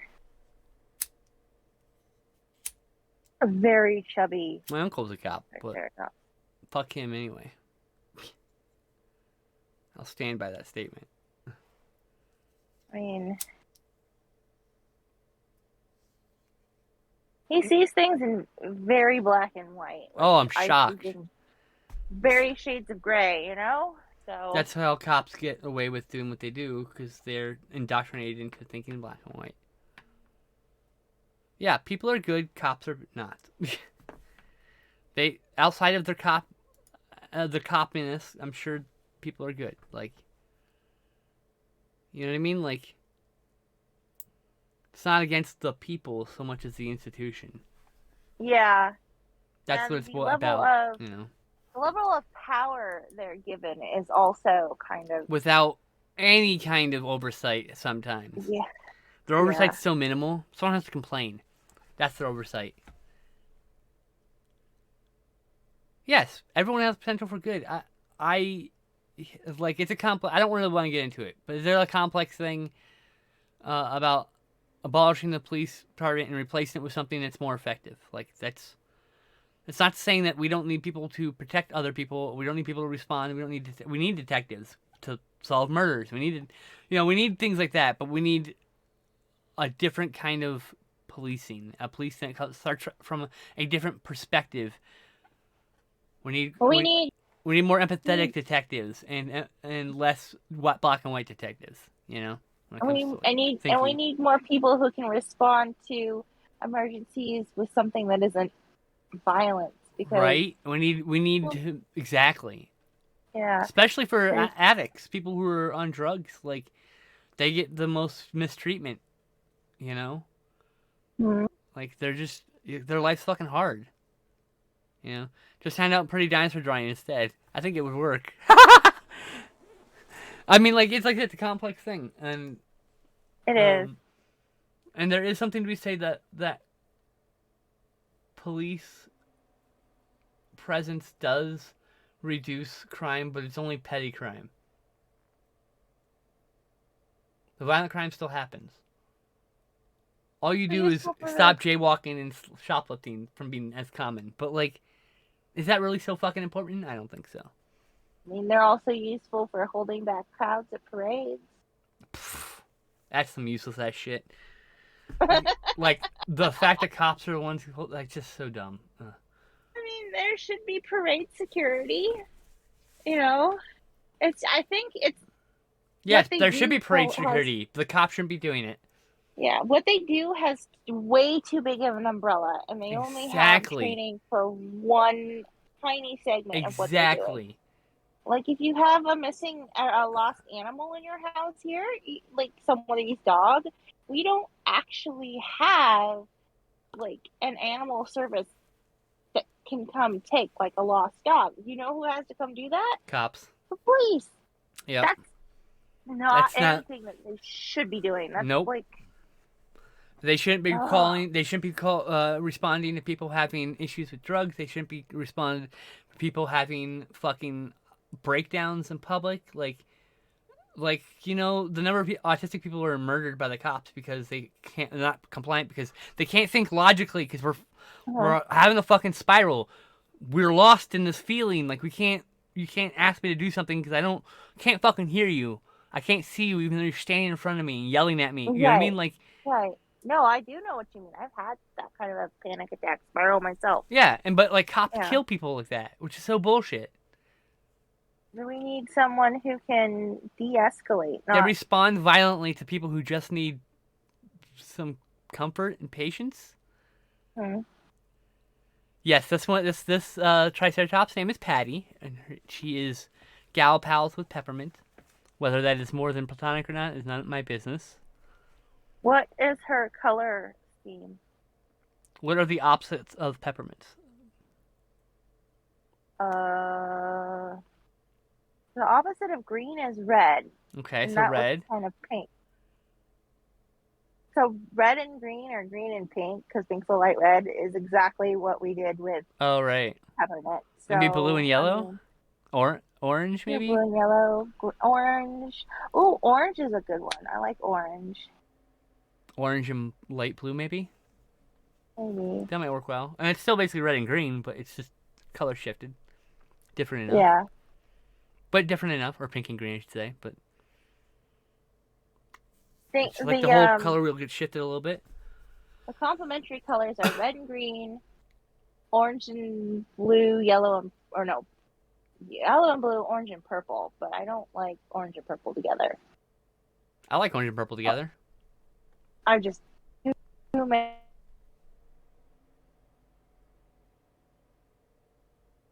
And she broke up, and I can't hear her. What a shame.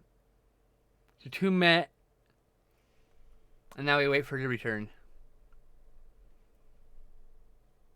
We Doppler affecting these dinos out here. I always just wanted to like make it so when they stand next to each other, they don't blend in. You know, you can put them side by side, and they could be friends.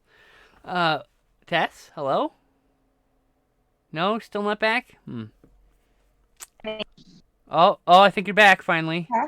Oh, you're back.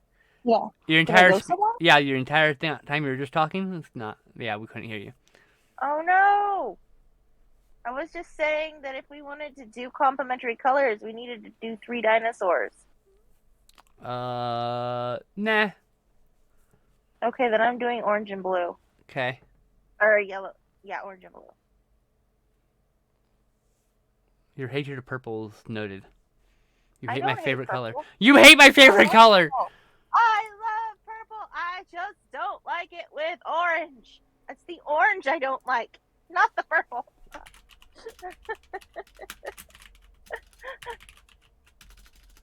I hate orange. I don't hate orange. I actually use it a lot. It's just, I don't like it by itself in a... Oh, you can make all the excuses you want. It's okay.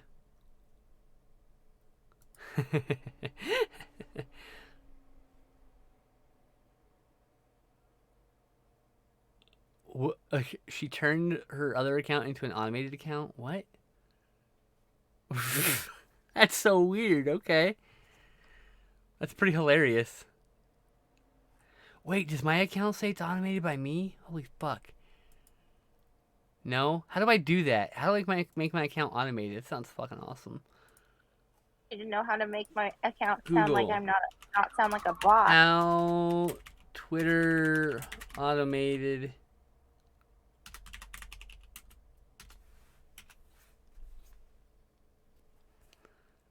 about Good automated day. account labels. Automated accounts often return to automated account labels.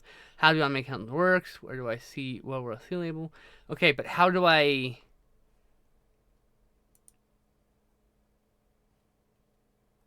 mm-hmm.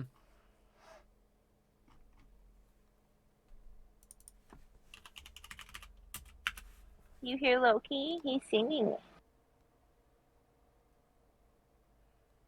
Oh.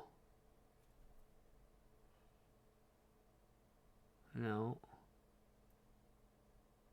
All right. Here we go. Apply for Twitter developer account. To start, go to developer.twitter.com, log in to existing account. Okay, hold on. What do you mean by Doppler affecting? I don't know. I didn't ask. I'm asking Skillful Monk. I did not ask Lillian for clarification. I probably should have, but I just went,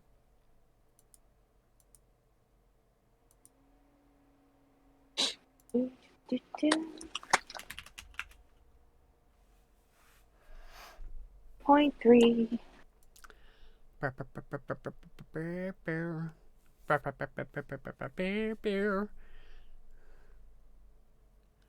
I still have not quite. Why did she turn her previous account into an automated account? That's so weird. I don't even. Mildly baffled.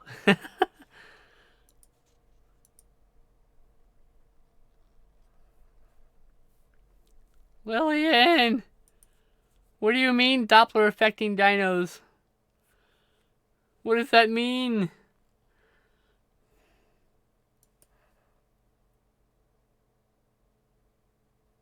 I like the Stego. It's coming out really nicely. I mean Triceratops? That's what I meant. Sorry. Yeah, Triceratops. Okay. All I got back was a haha. Like, all right, well. Okay then. We don't know if we're doing it then because we don't know what it is to do. Doppler effect is the physics of light changing perception based on relative speed. Ah. I always know about the Doppler effect in a sense of the way the sound works. That whole, redshift, blue shift. Okay. They're talking about how basically Patty is a Doppler affected peppermint color scheme. Yeah, but I'm not gonna do complementary colors. I'm gonna do blue and orange. Yeah, buck the trend. Let's go. Yes, sound. Like I said, it's the only one I've actually heard Doppler effect applied to. I didn't know you apply. I mean, it makes sense to apply to light also. Why wouldn't it be? It's the physics of waves as the approach as the approach of an observing object. Okay, yeah. I just never. I mean, like it makes sense. Like I'm like, oh yeah, I guess that does make sense. That colors would be different in that way too.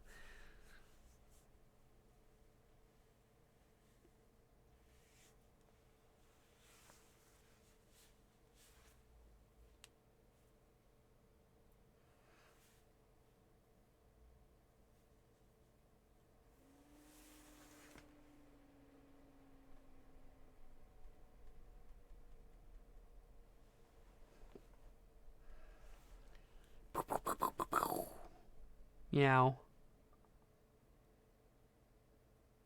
Meow meow.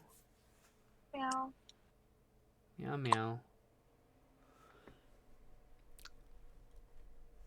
Mmm.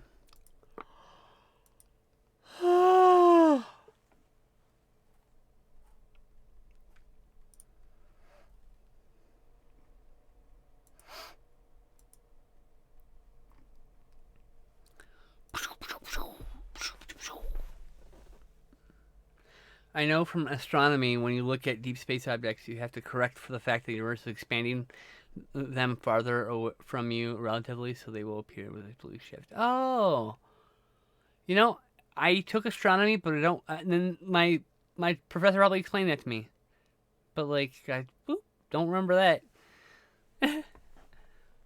Astronomy was great. It was one of my favorite classes. David Dorio was my teacher.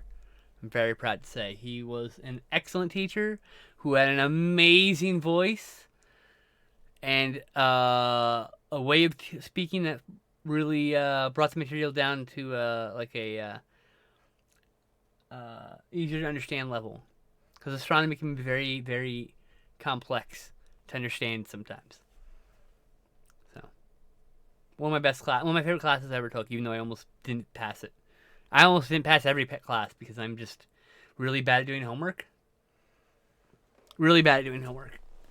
And I don't really great to knowing the answers of questions, and we'll just tell you by talking, and you just have to write it down during history class, and then Yep. Meow.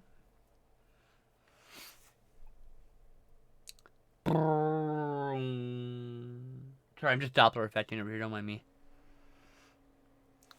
Why is every open eye in my head too? What the fuck? Like, I didn't even hear that song recently. Just boop right into my head. That's cool, JL. What are you going for?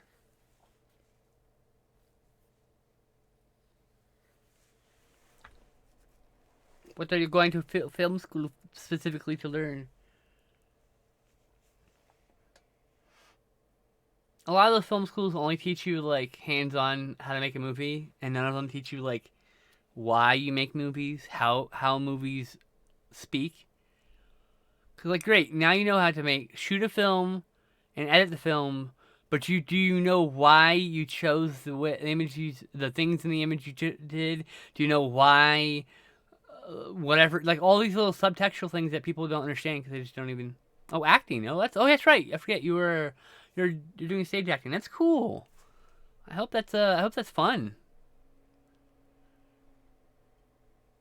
I forgot that you've been doing plays and stuff, but you've been hampered because of the pandemic. I hope it helps you get that acting expression that you really want. You know, because I know that's hard. When you can't do the thing you love the most. I think at film school specifically in that case, but like previously JL had been doing theater work. cool. Yeah, it is cool. Now, the pandemic kind of derailed everything for pretty much everybody, to be fair. Yeah, it did.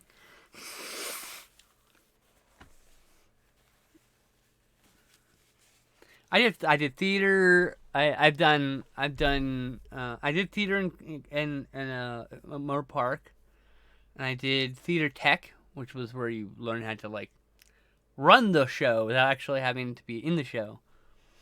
That was actually really useful for me to understanding like why certain things are the way they are in stage plays.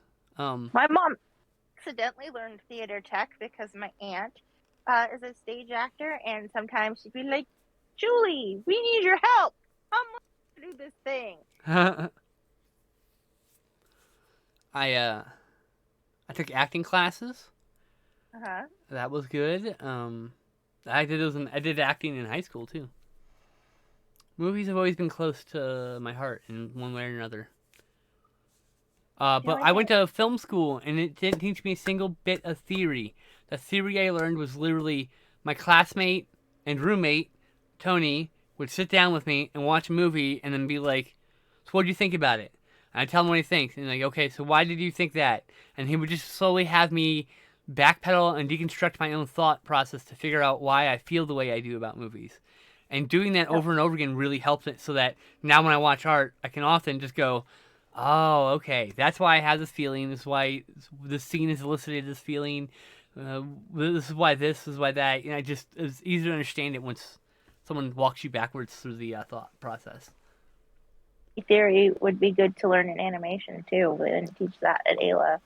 Yeah. They taught us how to storyboard though. Well, how do you know? Well, I mean, but you went to art school, so part of the that whole thing is just understanding art, right? Why you lay things out a certain way. That's a lot of stuff that people don't understand. I Like they'll went to just animation school and we had only a few like basic art classes. We didn't ever take art theory. We did take art history, but it's not the same thing. because like if you don't understand like metaphorical filmmaking or uh, doing like subtextual stuff, you will just shoot two people standing in front of a flat background, and it will be boring. You have to Mm-hmm. like really understand how movies work. That's why a lot of the big budget Hollywood films, they don't have like a lot of depth to them. They're just here's this guy shot, here's this guy shot. There's no thought behind why they're laid out a certain way. It's literally laid out that way because they both weren't there at the same time and things like that. Like it's interesting. And you watch a smaller movie and it's like amazing framing. Like what did I watch recently? I watched The Red Shoes from 1948. My God, I What? think we watched that in my children's literature class, believe it or not. Oh, it's such a good movie. Oh, and But the last 5 minutes with the where they continue doing the show, and it's just a mhm. spotlight. Oh, I was crying. I was crying. But I think the most theory that we got was actually that children's literature I class. Because we sorry. did have to talk about why it was told, the story was told the way it was told. But I don't think that's what he was supposed to be teaching. Like Antlers was a good example. Antlers hmm was a movie from 2021. It's about generational abuse, generational hmm trauma. hmm Um, let's see here. Understand it, whether or not it is intuitive or learned. It's similar from most arts. Like, yeah. Like Antlers is like it's about generational trauma from abuse. It's about pollution destroying our world. It's about drug abuse. And hmm people are like these three things are so disparate from each other. It doesn't hold continuity, but I feel like that's entirely wrong with this movie because all of those things are generational abuse at the root. hmm Pollution, our current pollution situation is literally the old not giving a fuck because they're gonna die. That's generational abuse. That's hmm abuse upon the next generation. Living hmm with someone who does serious drugs is trauma. Okay, Yeah. that's generational trauma. Physical abuse is generational trauma. Like all the stuff that is referenced in this movie, it's all that. But but on the surface, it's just this kid whose dad is a fucking monster, like a real like rah monster, right? And most people who only see it that deep are like the movie's just okay. Like hmm you didn't understand the subtext. My favorite thing is when you go, oh, it sounds like you didn't understand the subtext, and they go, I understood the subtext. I'm like, oh, well, what did you glean from the subtext? And they just go, it was bad. I'm like, okay, I understand. You can't be wrong. Okay, we'll move on now. I think critical thinking being taught in school would improve all of this stuff as well. Like, We stopped teaching critical thinking. yeah, critical thinking. Well, media literacy needs to also be happening. You know, Mm. getting to have a whole place to help others learn and grow their crafts. hmm If you win the Potter, you mean lottery? Okay, I want to open a theater school. That's cool.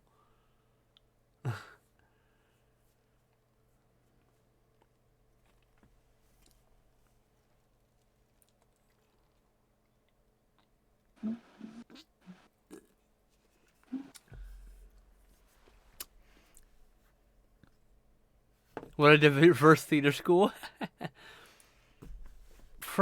It's really hard for me to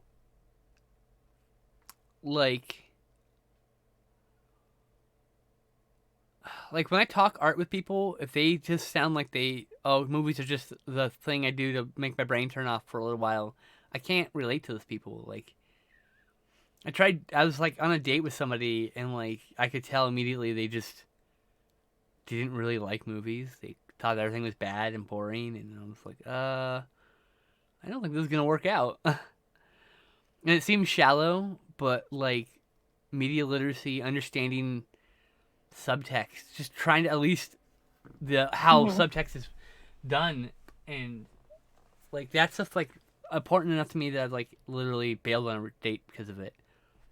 I ended the call and said I had a connection issue, and I just never messaged her back. That was that. And I'm okay with someone who's like, well, I don't know, but I'm willing to learn. Mhm. Because that's the Mhm. right attitude. Like, okay. Like, no, I didn't see catch that subtext. And they're not like put off by the fact that you like found the subtext and are telling them what the subtext is. They're like, they act more like, oh, like a realization, right? Right. You love movies. They're just like my fourth option for media choices. Yeah, you like music, then books, then what's between music? So it's music, books, then what's the third option there for you specifically? Games. Ah, games. Duh. Of So games. is it games, music, books? Is it games first? So I know I can just cause you to go on a complete tangent about mentioning a game. It's really fun hanging out with you, and then like I mention a game, and you get really excited and animated, and like I can see the little fire burning in your eyes. Games and music. Yeah, yeah. All right. Like I love making Lillian just like fire up with excitement and passion about the thing that she likes. I would love to know what your favorite game is, Lillian. Ooh, what is your favorite game? Yeah, I mean, we've had long discussions about music in which I frustrated you with my weird. Is it Hades or no? Is it it's Hades, right? And there's what else is there? First try. So Hades is their favorite game. Is Uh, that a I know Faye's favorite is Undertale. is that a video game or a It's a board video game? game. It's a video Oh, game. I okay. play it all the time on my stream actually. I'm nearing the end of the storyline. I'm really bad at watching video game streams because I will fall asleep during them. You're They're allowed to like fall asleep there. You can always come to relaxing. my stream and fall asleep. I will not be offended by you lurking in my stream. I'm honored by that. I'm honored that you will use me as your sleep medication. Really, really helpful because sometimes I just have trouble sleeping.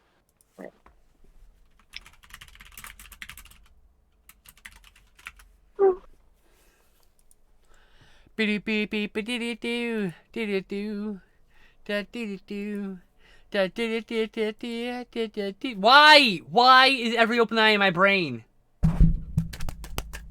Sorry, I didn't mean to hit the mic. I'm just annoyed with my brain right now. I have Encanto's song stuck in my head still. Like every open eye, it's a great song, it's from a great album, good band, but like fuck, I could why? Let me I think could of sing something this else. I could sing the song that doesn't end. It won't matter. Oh, oh. I keep bunny hopping between the songs. That one just keeps coming back.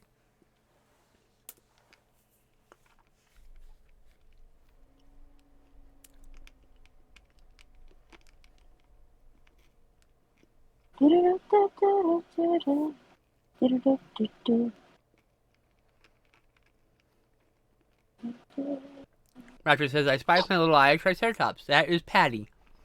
Peppermint's Yep, friend. Her gal pal. yep. We finished Peppermint. I love Borderlands, but also a lot of time on Assassin's Creed. Fair enough.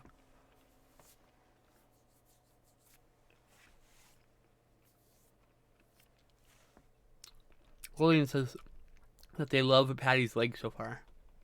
Oh, thank you. Can't wait for the blush. The thing about Tessa's characters or creatures, they always blush because you're taking a photo. They're getting their picture drawn.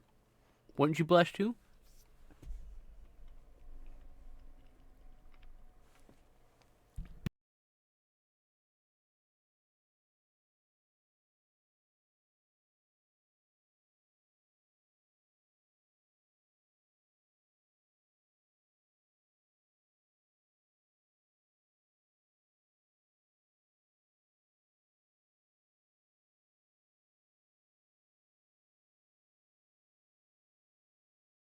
Oh, well, hold on.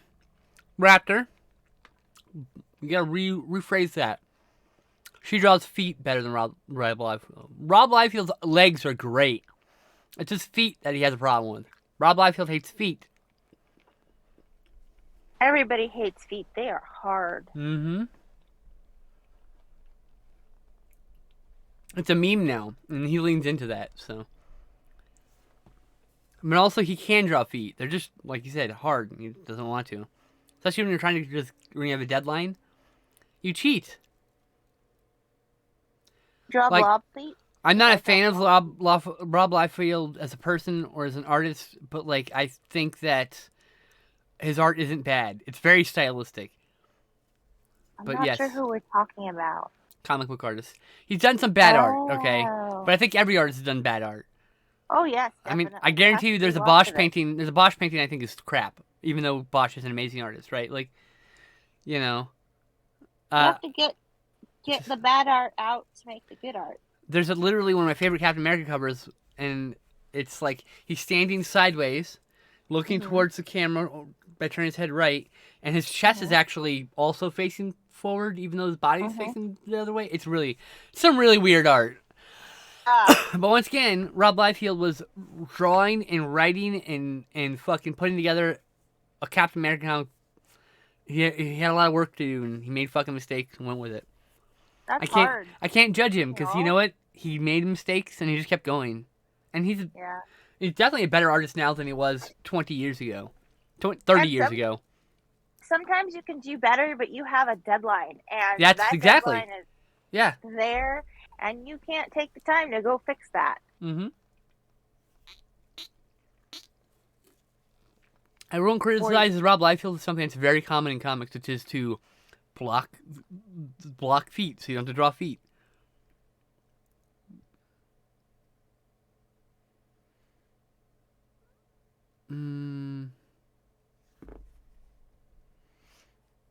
Oh, Lillian being sweet over here.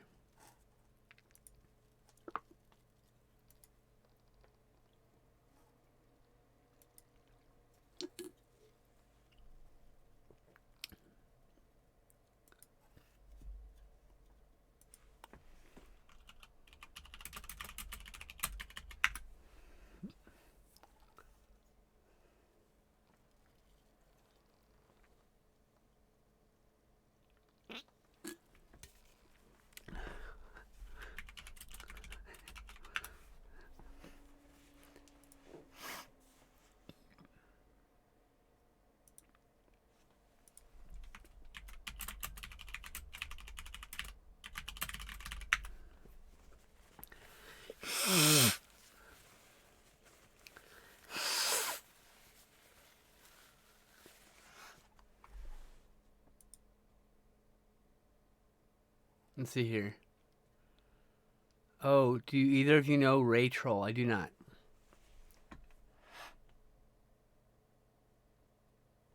I don't know either. I don't know who that is. Sorry. No, I don't know who that is. Well, Jaya, we're not at the end of this. Please stop talking about COVID. For God's sakes, brah. This is the 6th time I've asked you. Stop talking about the pandemic. Talk about pandemic if you want, and that is the difficulty it is to get good pens online right now for the prices they were. It's everything, though. I know. Currently, I'm talking about pens.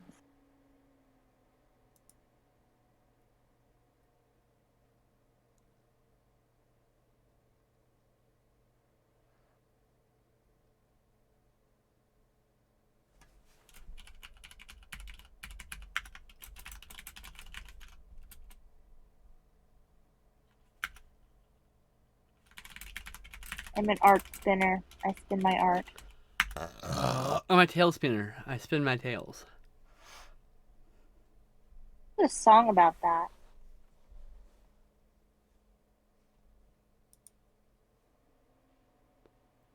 We do like film and appreciate you, though. Wait, what?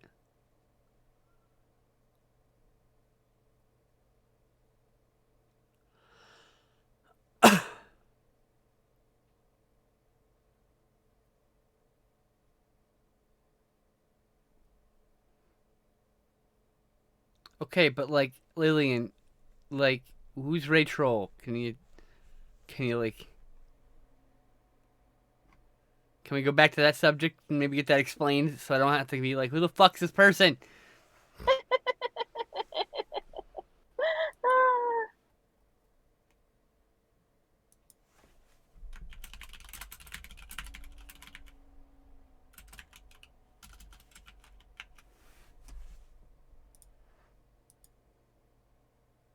Ray Troll is an artist writer. Okay, Oh,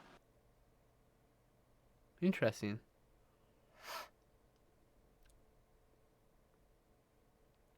How did I feel about the new Texas Chainsaw Massacre? I thought it was really good.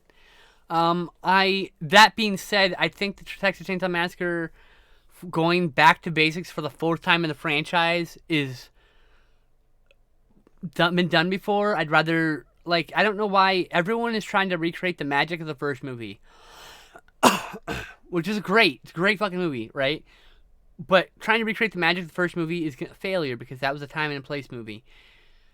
I want more movies inspired by Texas Chainsaw Massacre 2.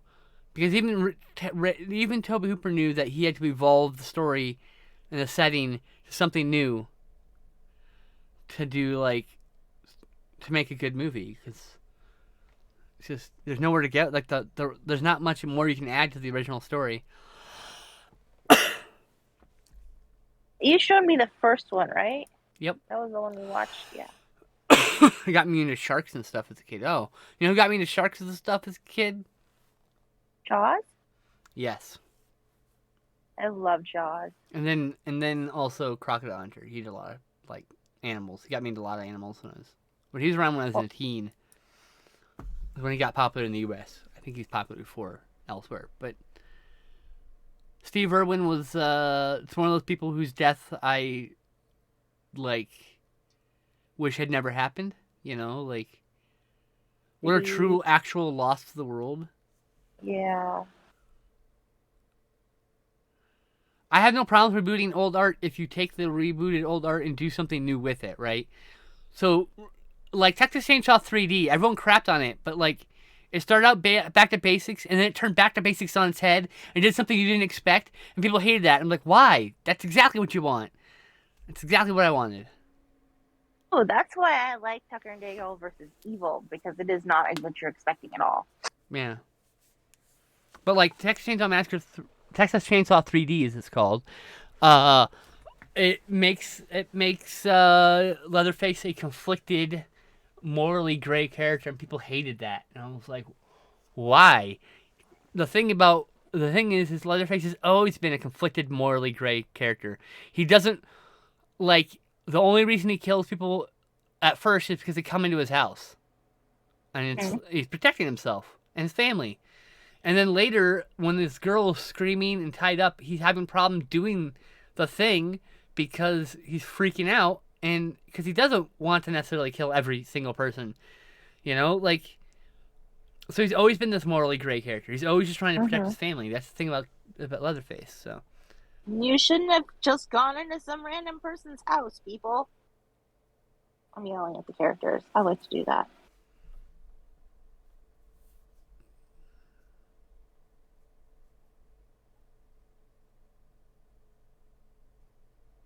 I mean, like, Bindi Sue's, like, her show's great. Like,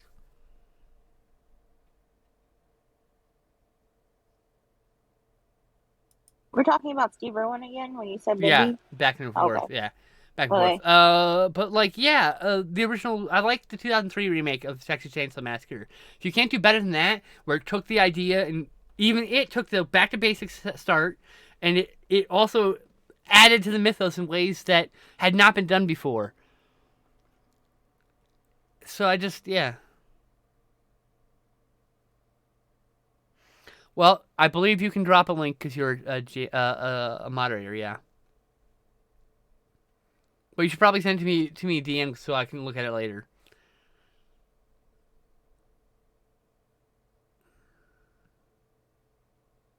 And yes, Arlie Ermy is like so memorable in that Texas Chainsaw Massacre remake. Then there was the Texas Chainsaw Massacre: The Beginning, which was okay. I still have to see the Leatherface prequel also. There have been 2 prequels, 4 reboots of this fucking franchise.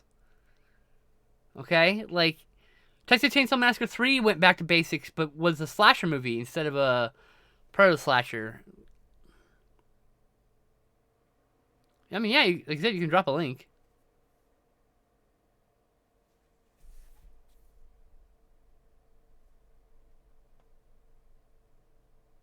Palm Springs? I don't think I've ever seen that. Or I didn't heard that movie. Palm Springs. 2020 movie. Andy Samberg. It's not streaming anywhere. That's perfect.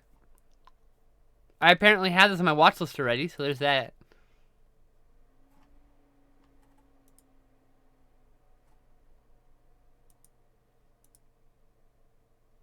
Ba-do-do-do-do-do-do, ba-do-do. Ba-be-do-do. Ba-do-do-do-do-do-do-do-do. Is it on Hulu? The letterbox did not say it was on Hulu. It usually tells me the things. You know, it's funny. It also told me that Abraham Lincoln Vampire Hunter was on there. Oh, and it's not. That's fun. Aw. Oh no, Palm Springs. I did Spring Breakers. I'm like, that's not the right movie.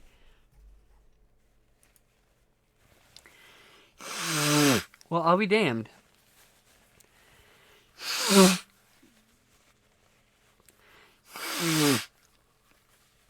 Okay. Well, let me open this up so I remind myself to watch it later. Alright. Me and Justin will watch it then. No worries. I loved Spring Breakers. What a great movie.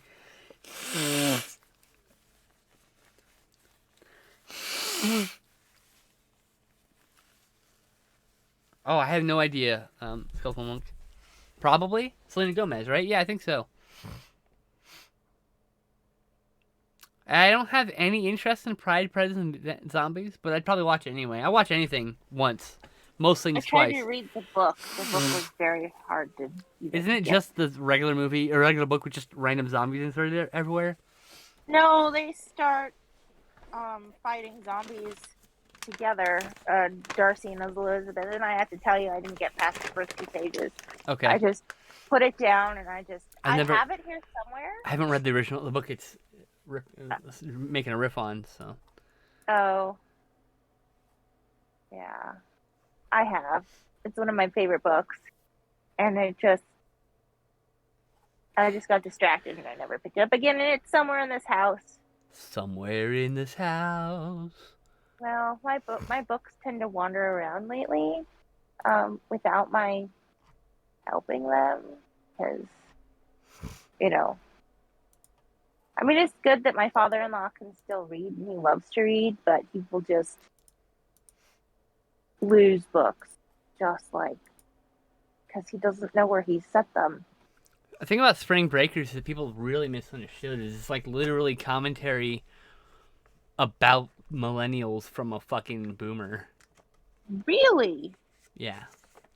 It's actually a good movie though, but it's interesting. It's actually, he may not be a boomer. I'm pretty sure he's a boomer. He might be an elder millennial, but I think he was working in the mid '80s when I was still in fucking grade school, so maybe not. Maybe he's a but anyway, Gen Xer. A Gen Xer, thank you, not a boomer. And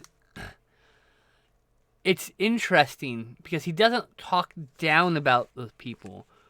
He just is showing a story of people who just get out of hand with what they're doing. It's hard to explain. It's a really interesting movie. It's a lot deeper than people thought it was. I find the director's art to be hit and miss. And I'm blanking on his name. He also did Gummo and Trash Humpers, which is not a good movie. And a bunch of other movies I can't remember off the top of my head. You like Spring Breakers a lot. Well, that's great. Look. You have good taste in art, Lillian, so I'm not shocked at all.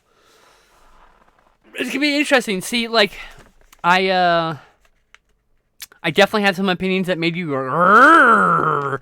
Well, and I'm waiting for the other shoe to drop the other direction where you say something about a movie and I'm just like, that's just wrong. Don't mention Sharknado. Don't do it. Don't fucking mention Sharknado. God damn it. Those fucking movies are insulting. I like Real Nanar. Real Nanar's great.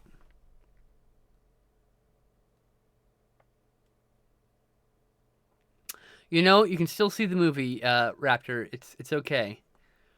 I know people have this inclination to tell people they shouldn't watch movies with creep actors and whatever in it, but like, if you did that, you'd watch so few movies. Like, you'd watch so few movies. There are so many predatory people in Hollywood. When it finally comes out that your favorite movie has a predator actor in it, I mean, all you can do is acknowledge these things, and then you can enjoy the parts of the art that you enjoy. That being said, there are some artists I can't personally touch. I can't do Victor Salva anymore. I can't do Roman Polanski anymore. I can't do Woody Allen anymore. J.K. Rowling, anything she touches is anathema, to be fair. Is what? I didn't hear what you said. Hey. The Beatles suck. Black Sabbath rules. Let's get... Just saying some inflammatory shit. They don't suck. No, I'm just saying some inflammatory shit to rile her up.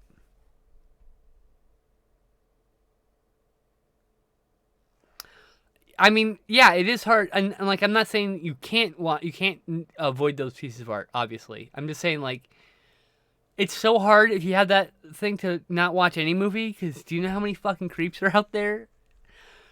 I mean, like, you can't watch. I mean, you can't watch any X-Men movies because Brett Ratner, and because of fucking Bryan Singer. You know. You can't watch anything Kevin Spacey's been in. He's been in a lot of fucking movies, a lot of good fucking movies. A lot of movies where you're just like, now, and when he plays creepy characters, it just feels so more real now. It's visceral now. It's a visceral reaction. But there's also all those other people in movies. You know. I see Get Back. I don't know. I don't think so. It's probably on my watch list, though, because I typed in Get, and it's one of the top options. So... Because so many people are involved in making a movie. Oh, it's Beatles Get Back. I have watched exactly 1.5 minutes of it because I accidentally clicked the button to start playing it when I was trying to click the next thing. But I do have a plan to watch it. Plus, I'm a big fan of Peter Jackson's work. So.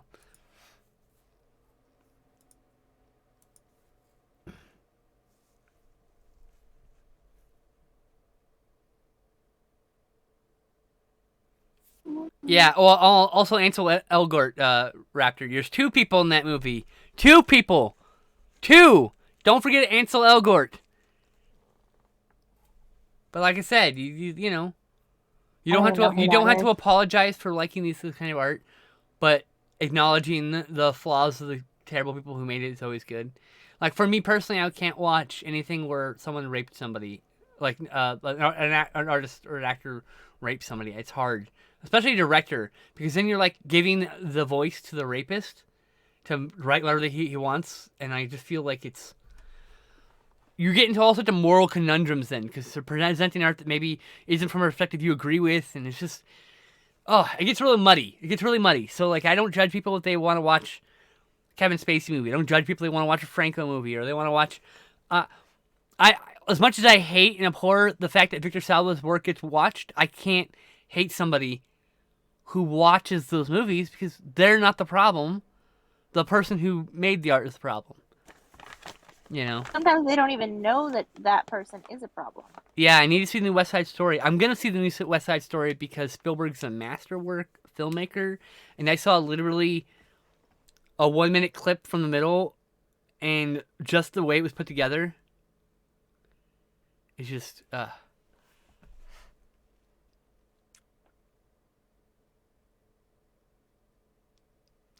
I don't trust a single Franco. We'll put it that way. There's more than one? Yes, there's a whole bunch of brothers. Oh. there's 3 of them, I think, that are famous. There's Dave and I know who James Franco is. James and Dave, and I think there's one more. Oh.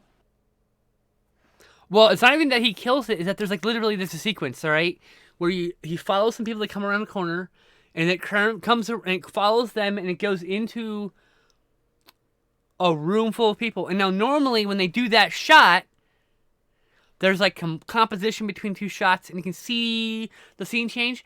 But the way he fucking makes that seamless, like literally it transforms from this panning shot into this drone shot around these people. The camera is dancing with the actors. And this 1 minute I've seen in the movie, I've sold in the movie. It is like the level of skill in execution, the skill in vision, and like the ability to translate a vision to the screen. One of the best movies produced in the last decade. Like just based on that. Hey, Angel, how's it going? Hi, Angel. So yeah, I do plan to see West Side Story. It's on my list, high on my list to see because on the filmmaking side of it.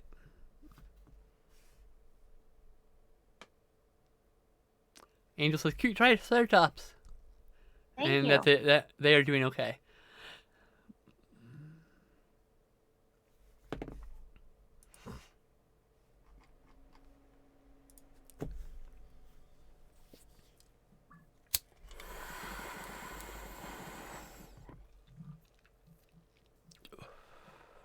Oh, Angel, favorite character in Jurassic Park and favorite dinosaur? Yeah, what's your favorite dinosaur? What's your favorite character in the Jurassic Park franchise? Anything, show or movie or book or whatever. We're asking everyone. Yeah, it's the question I ask everybody when they come in.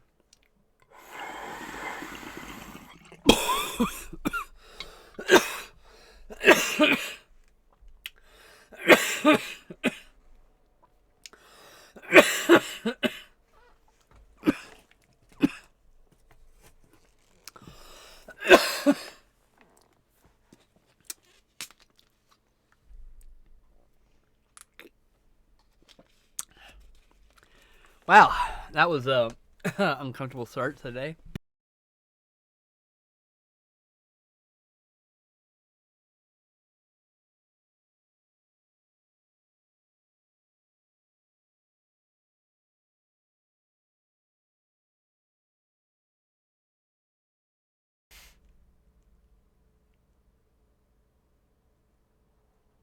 Oh, I noticed you raided me yesterday, Monk. I apologize for not seeing that raid. I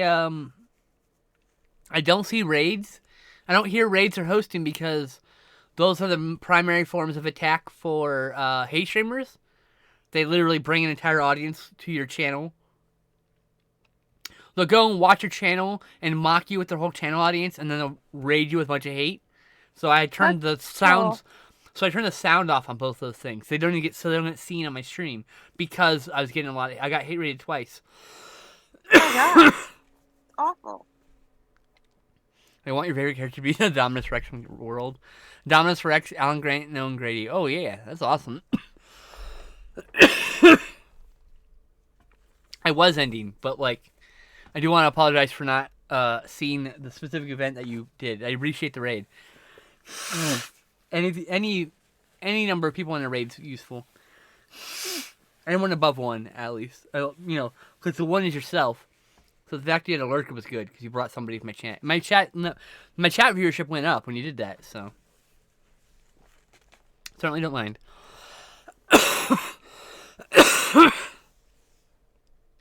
I mean, yeah, the Dominus Rex isn't a real dinosaur, so I guess I'll count that as a character. Claire Deering's a runner-up. Oh, she's pretty cool, too.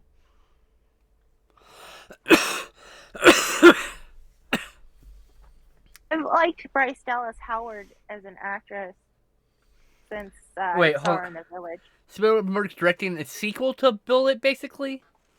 Is Bullet based on a book?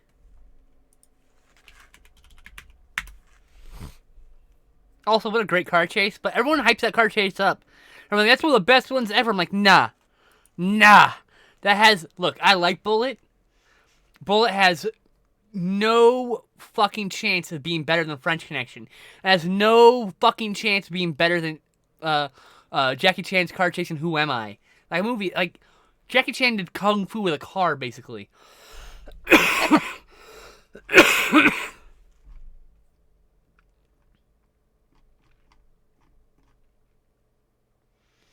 Oh yeah, Mute Witness. That's the name of the movie, huh?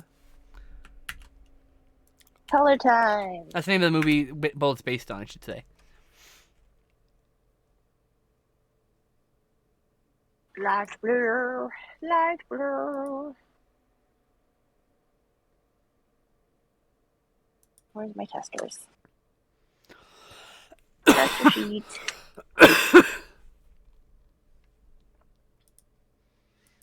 Robert L. Pike.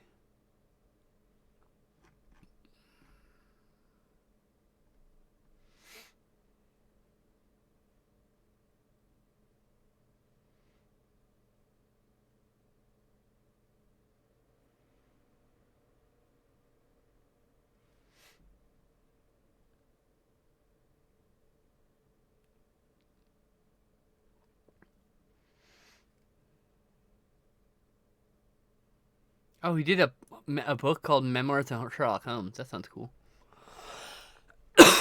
They call it a pastiche, but it's just, whatever.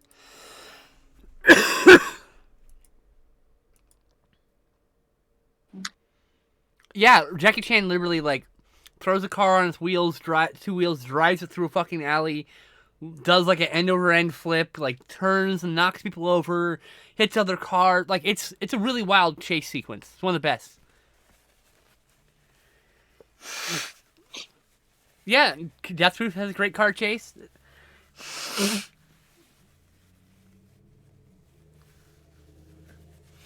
I mean, if you're looking to watch, like, Kung Fu movies, Lillian, you should definitely ping me, because I like watching all kinds of movies, and Kung Fu is a whole... Like, martial arts is an entire subgenre that I've only put my pinky toe in, mostly in the Jackie Chan, Sammo Hung side.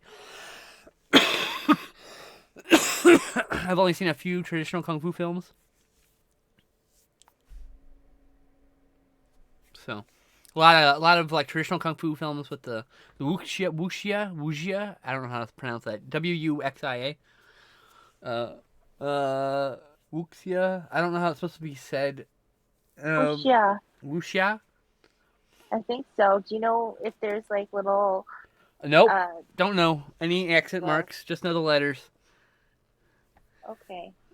But it's, yeah. The Raid films are the best action films I've seen in a long ass time. Have you ever seen The Raid and The Raid 2, Lillian? It's very violent. There's a lot of broken bones and violent gore in it, so I should probably immediately warn you about that. No, well, we have to see the Raid movies together now.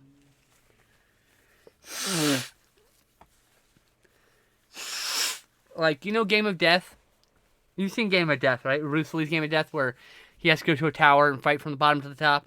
Same concept, but it's an apartment building. And it's like one of the best martial arts films I've ever seen. Seen a lot of more modern stuff, but Wuxia. Okay. I understand. Oh, well, hey. We'll have to watch it at some point then. Did I sail the seas for those? Let's find out.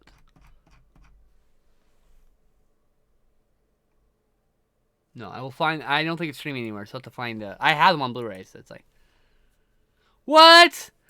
Enter the Dragons is best, but wow, he has like 4 other good movies that he had. All his movies were good to some degree. Like, wow. Oh, wow.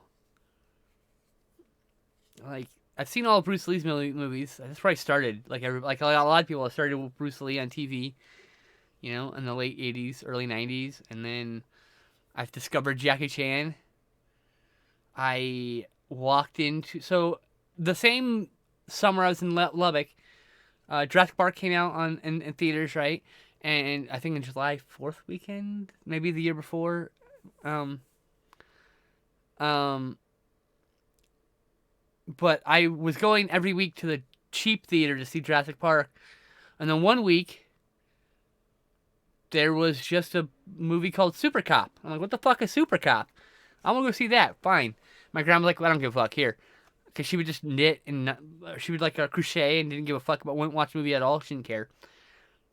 Just making sure I didn't get in trouble in the theater, right? So like, Lillian says, love the blue, such cool line work. Oh my god. So yes, I agree. The blue is beautiful. We're doing blue and orange, right? Yeah, that's what you said. Okay. But I sat down for Super Cop. My poor, 14-year-old brain, 12-year-old brain could not even remotely comprehend how sitting down in that theater would change my life. It changed my life. Like, it changed the whole course of my life went from I love dinosaurs to I like watching people kick each other in the fucking face. For years, that was like my main focus. But it was all like Jackie Chan, modern set stuff, like in the late 80s, late 70s, early 80s to like the mid 90s when the Hong Kong was passed over back to China. There was this boom, this new wave of Chinese cinema, new wave of Hong Kong cinema. And a lot of it had martial arts, and it was all set in modern times. And it's just like, Meals on Wheels is great. I would say, I saw the Lucky Stars films. I would say they're not very good. Jackie Chan's 1 or 2 fight scenes in each movie are the only good things about those movies. Otherwise, it's just these really weird, awkward comedies. Benny the fucking Jet. My favorite, and then I saw First Strike in theaters. Saw Rumble in Bronx in theaters. I saw Legend of Kung Fu Master, which I didn't know at the time was the sequel. Legend of Drunken Master, excuse me, which is a sequel to Drunken Master. And then I saw, all his. Then he became big in the U.S. and he did Rush Hour 1 and 2, and then he did Shanghai Nights and Shanghai Noon and Shanghai Nights, all those things. Like, and I liked some of those, and I don't like some of them. So it's just. So my favorite Jackie. Sorry, what? He also did the voice for the Li Shang in Mulan, but he sang the song too, I think, also. Yeah, but he did it in the Chinese release. Yeah. He didn't do it in the U.S. release. There's yes, oh my God, Gorgeous is one of my favorites. With that fight versus Bradley James Allen, yeah, that is such a good little fight sequence. Who Am I is my favorite because he goes to Amsterdam. He slides down this famous building. He has a Mitsubishi car chase. He has all the stuff. And then the end fight sequence on that roof with the fucking like guy who does Taekwondo or whatever. Like, dude. Oh, we lost Bradley? Oh, I didn't know that. But like, yeah, I'm super into Jackie Chan. I own most of his movies. I still need Operation Condor. and what's the other movie called? Armor of God. That's the other one. Which were released in reverse order. Which are Jackie Chan's version of Indiana Jones. And the third movie is Chinese Zodiac. I haven't seen that either.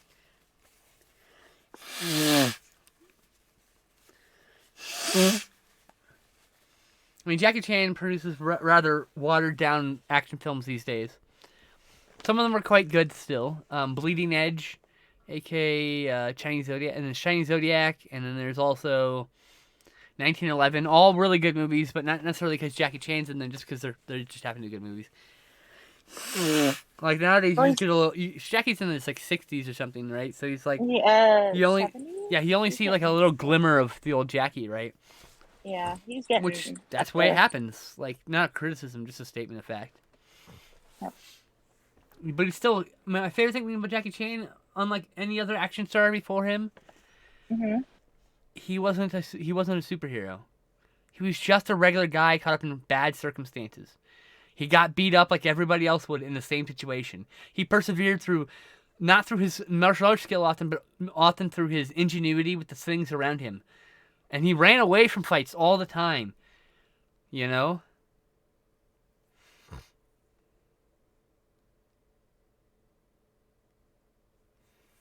I have the Bruce Lee box set, yeah. The one from Criterion. I also have all the individual releases of the Shout Factory releases of the Bruce Lee movies that are inferior. I'll probably sell those eventually, but...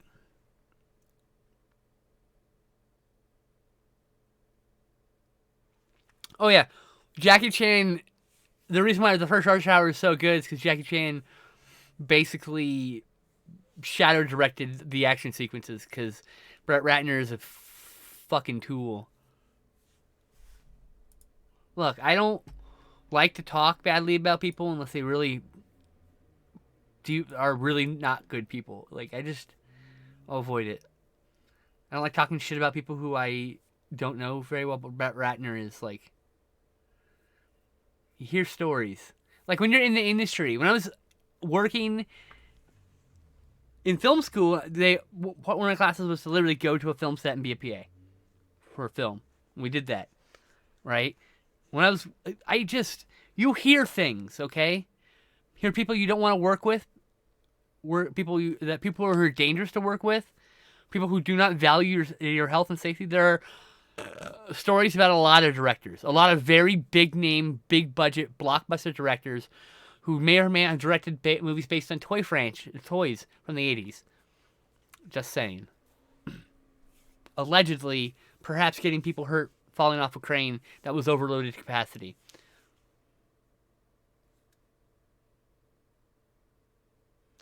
The clip is like, oh, Brett is outside. Fuck, let's do this right then.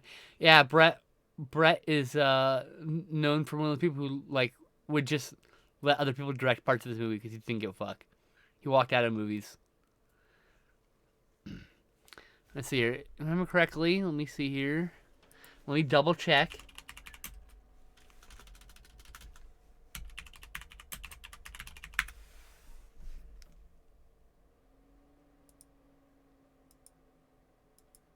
What movie was it? There's a new... Let's see here. Newest first.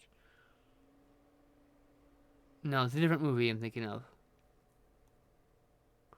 Look, and that being said, I liked Hercules with The Rock that Brett Ratner did. Okay? So even though I don't like this person, he has a movie I like. And there's a movie of his in my collection. Oh, he also did The Family Man, which is a Nick Cage film, which is okay. He did Red Dragon, which I haven't seen yet. X-Men Last Stand, which is like the worst X-Men movie. Rush Hour 3, which is like the worst. Rush Hour 1 and 2 are okay. Rush Hour 3 is so extraordinarily not good. It's like staggeringly bad. I haven't seen Tower Heist. I haven't seen Tower Heist yet either. I hear that one's not so hot.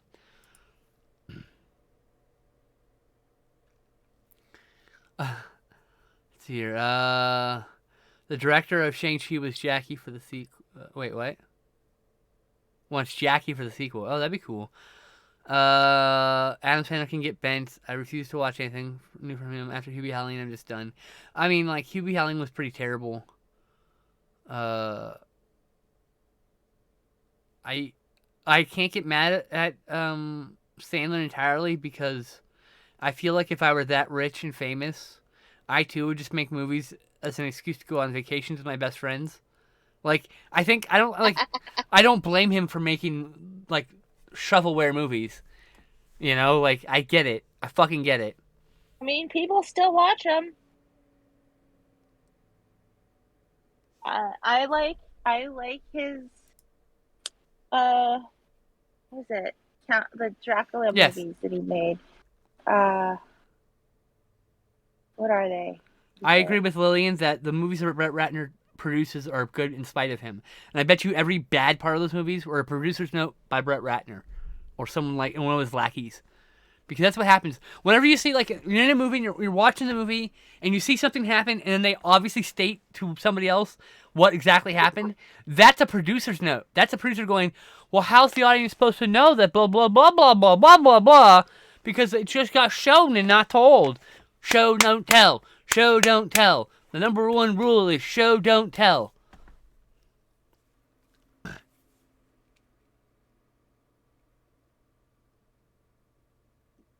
Yeah, I know Sandler did. I saw the movie. It's garbage. Don't get me wrong.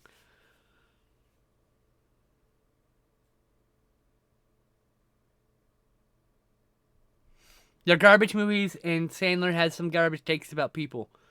And whether that makes him a bad person or not, people are much more, like, even transphobic people who are accidentally transphobic or unintentionally phobic or transphobic or ignorant people can be good people and make mistakes. So it's like, I just think that maybe Adam Sandler's just old and not changing. And I don't think it's like, I don't know. I just won't watch his movies. I'm with you. He is getting up there. There are a lot of them getting up there. Yep. But, like, yeah, the pretty garbage movies. Skillful Monk says, Patty has a cool pride vibe going on. Oh, yeah, very trans pride. Oh, cool. Is there another pride that I'm missing? There might be another pride, too. I don't know all the flags. I say that, and I don't even know I can't ever even. I'm a trans lesbian who doesn't remember the colors of the lesbian flag. So, like, look, it happens. I'm not great with these things. I know bi-colors, and I know trans colors, but that's it. I know trans and non-binary. We really should get and do, like, a bunch of different swirly animals. We have been. You had that elephant, the trans pride elephant. I remember. But that wasn't on purpose. I was also commenting that, like, it's very fitting since trans people never forget. But I want to do it more on purpose, you know? Vexillology? I don't know what the fuck that means. Let me look that up real quick. The study of flags. Oh, hey, look at that. I learned a new word.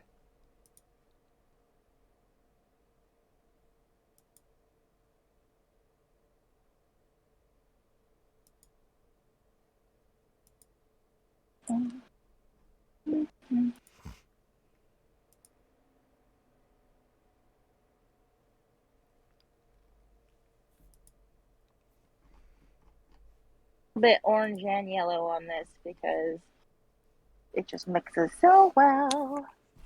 Bicolors are very good. It's true and easy to remember. Yep. Who's your least favorite Jurassic character? I don't like talking about least favorites. I'd rather just talk about favorite things.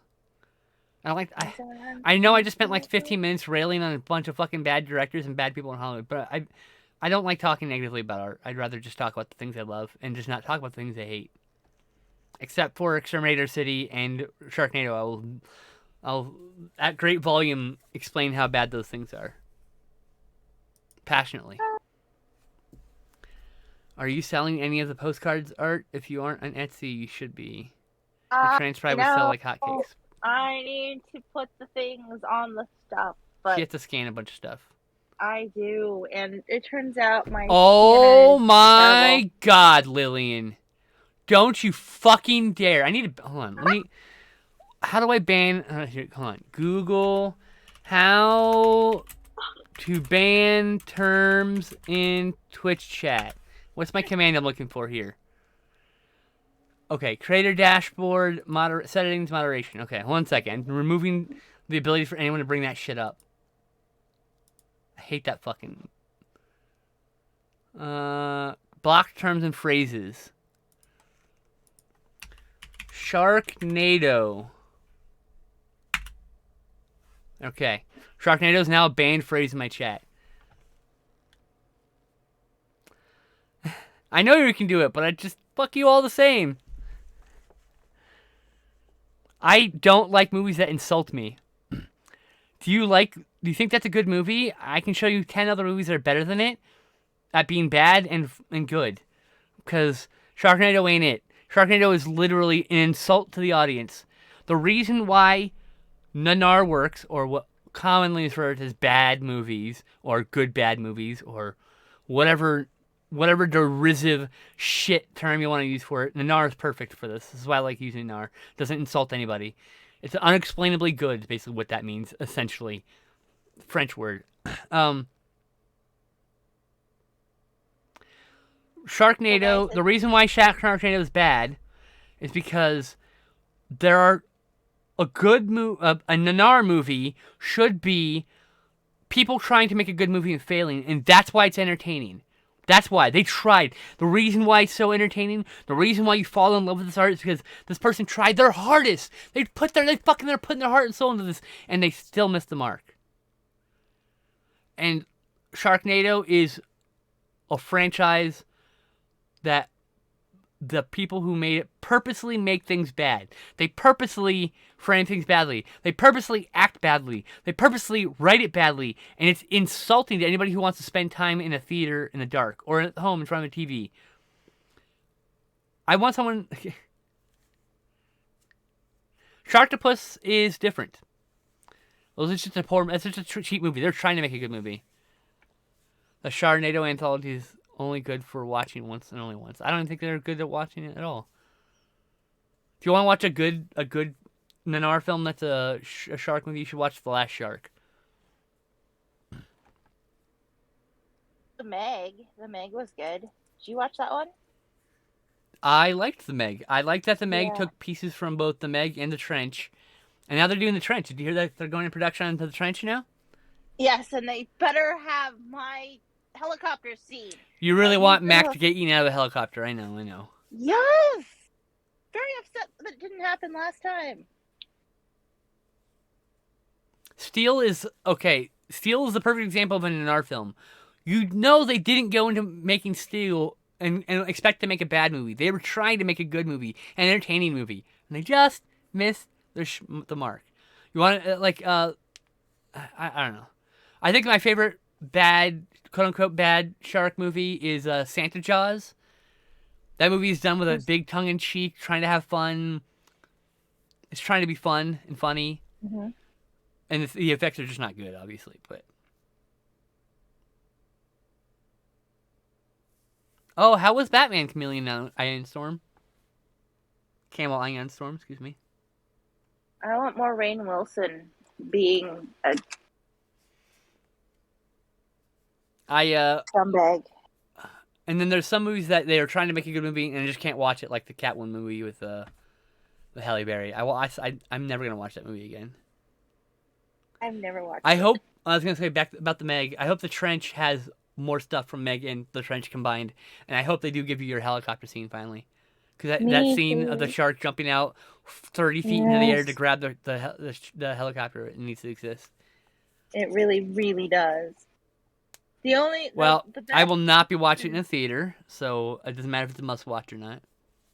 The best reason to not put it in the Meg would be to put it in the next movie. Yeah, I guess so. That would be the best reason. I will watch. I'm gonna be watching the Batman in probably April when it hits streaming, or May. April. It might be May. My problem with streaming and watching movies is by the time it actually gets to streaming, I've forgotten that I've wanted to see it. I really need to keep a written list. Lillian, are you being vindictively trolly right now because I made Beatles comments? Is that what's happening here? Is this is your revenge?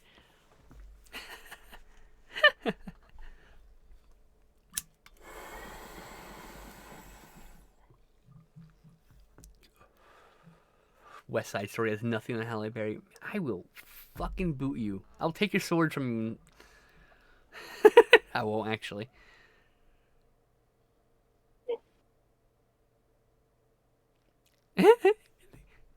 In the Catwoman movie? Okay, yeah, whatever. I'd rather watch Steel than Catwoman. The sword of power. For me, my my favorite underrated superhero movie is The Phantom. The Phantom is so good. I really liked. Dagnabbit. I gotta look it up really quick. Rainn Wilson. Like, I will watch Kazam before I watch fucking the Halle Berry Catwoman again. I don't like Halle Berry as an actor, actually. I've never been a fan. I really liked Super. Super was good. From 2010. Yeah, really dark, but really good. Let's see here. I'm sure that Halle Berry's done a movie I really like. Let me look. Pitoff. Who the fuck is Pitoff? Oh, they did one. They did a movie called Fire and Ice: The Dragon Chronicles. All right. I'll watch that before I watch Catwoman again. All right, let's see here. Oh, she's in John Wick. 3, which I haven't seen yet. I'm sure I'll like that movie. Days of Futures Past is pretty good.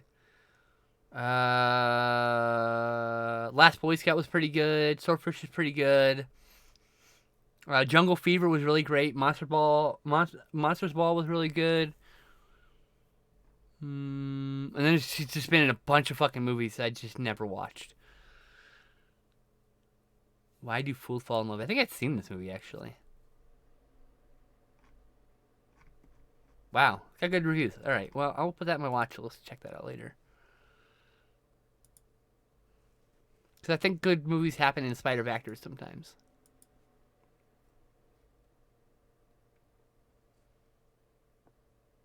Let's see here.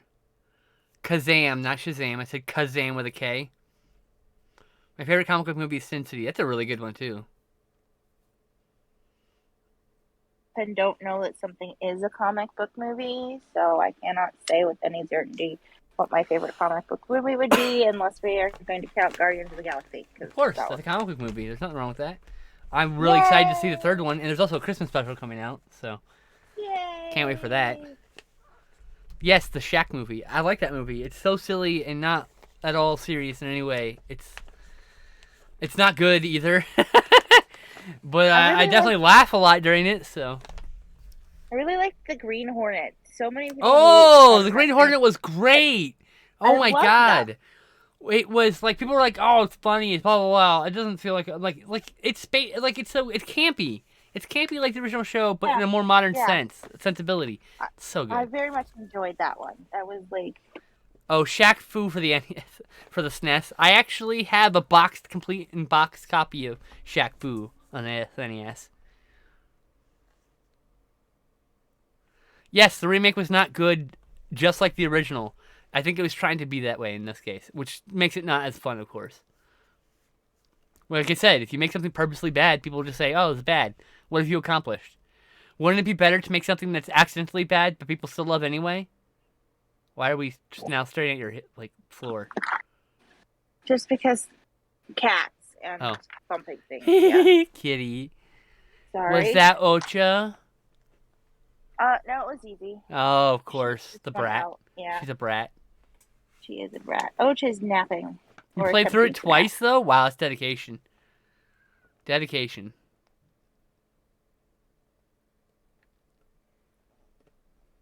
It's admirable, actually. And I don't mean that as a slight. I mean that as a truth. That's dedication. Shaq Fu. I think it was... Yeah, I think it was on an episode of Fresh Off the Boat. Oh, really?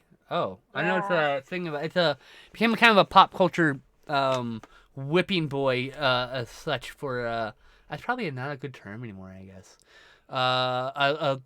It's like it was a punching bag for pop culture for a while there. Like Angry Bird video game nerd brought it back into consciousness and yeah.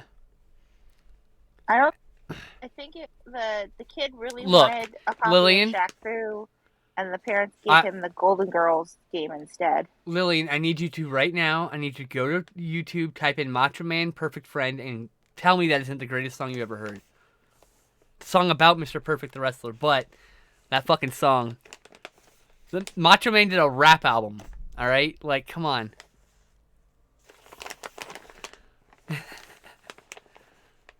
Oh, Blank Man is so good. Oh my god, I had seen Blank Man like 1,000 times in my life. I had it recorded off TV. I would watch it all the fucking time.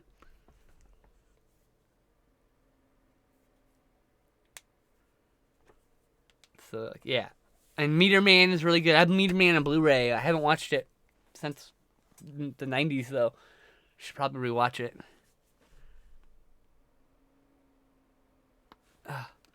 Oh. And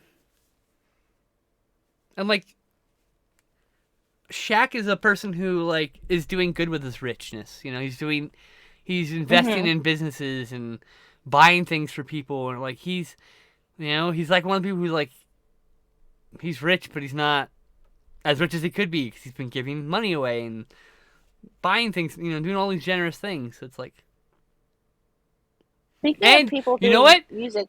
Did you know Christopher Lee did metal? Yep, he did a whole album about Charlemagne, and yes, he also did some albums with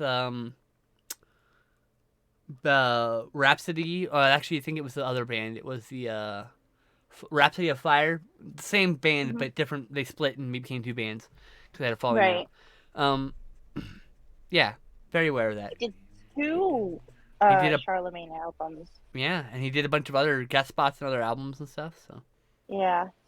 Did you know that Aragorn from Lord of the Rings, the guy who plays him, I can't remember his name, blanking on his name, he has like 15 music albums? Viggo Mortensen? I did not. He has like 15 music albums, and he's like and he paints these gorgeous paintings, and he's this incredible actor, and all I can think of is like, why are you so fucking talented? It's not fair. I'm so untalented in comparison to him. It's different.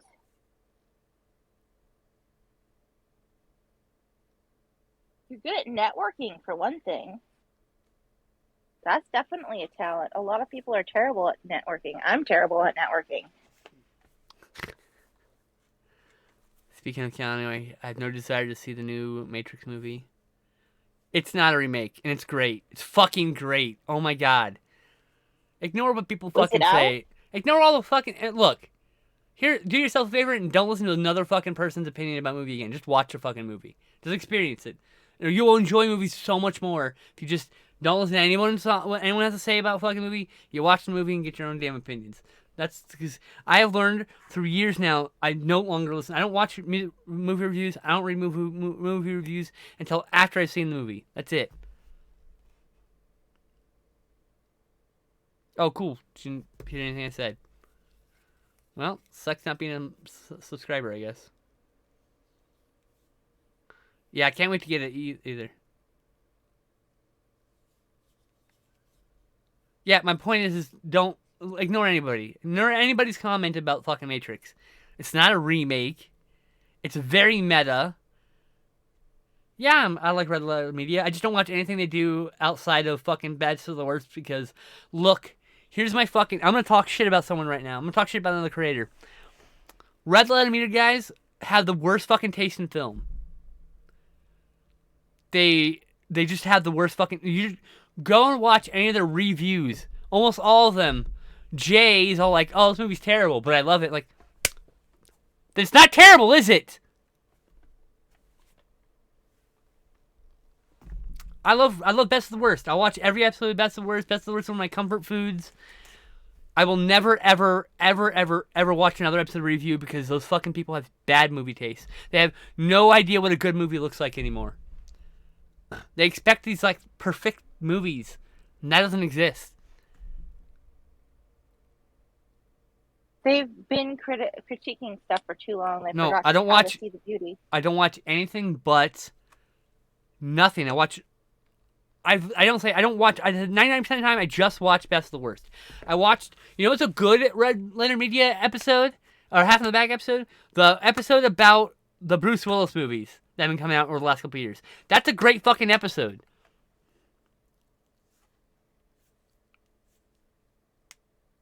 No idea about the 4K, Angel. I haven't heard a damn thing about it. And what's another quote-unquote terrible movie that you love? How is it terrible if you love it? It's actually good. See, good... The thing is people misunderstand. Good art is good. Bad art is good. Mediocre art's the real enemy.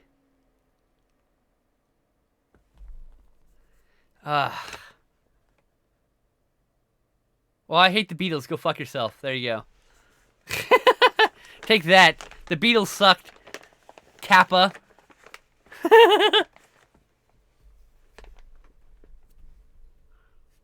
But yeah, if it's bad, then don't. If it's good, then don't. If you like it, then it's not bad. The point of a movie is to entertain you or speak to you about something, make you feel emotions, those things. If it does any one of those things, it's a good movie. Doesn't matter how it does it. If it doesn't matter, does it through ineptitude, fantastic. It's still a good movie. Ed Wood made good movies. Stop calling him a shit director. He's not the worst director ever. He made great lowbrow movies. One of the few people who talked about trans rights back in the fucking 50s and 60s. Yes. I will stretch the girl as you wish. Yes, mixtress. Oh yeah, I have to stretch too. Woo, head rush. Whee! Oh, cracking knees. Oh, my knees keep cracking. Oh, I actually didn't need to stand. Been 2 hours since I stood up. I'm just in a good mood, Raptor, so I'm very animated and talky today. This is how I am when I'm in a good mood. When I'm in a bad mood, like last Tuesday, it was so low energy. Like that was like last week was so fucking bad. Like Last week was hard. We like when you're in a good mood. I like being in a good mood too. Sunday was a great fucking mood. I had such a good fucking day on Sunday. Good Lord. Good. I stretched the girl. I rant. But no, yeah, Sunday is when the Three Musketeers formed, and that was just a good day. Patty is so pretty. I love this so much, right? She is, and I love her blushy cheek there. It's so cute. Oh, Raptor! I finally finished Revolution. That moment when William Regal comes out and like fucking he just like chops the shit. I mean, he chopped the shit. He chopped the ever-loving shit out of Moxley. Just like, bam! And Moxley's like literally, you can see he was like, oh shit. Danielson was more prepared, but you could still see he was shocked. We saw the Harlem Globetrotters on Saturdays. Hey, Harlem Globetrotters rule! I've always wanted to go to the Harlem Globetrotters. I have watched full games on YouTube. I had a few months there in like 2010 where I was obsessed with Globetrotters. I would love to go see the Globetrotters. The poor Generals. They have won one game though, okay? They got to win one game.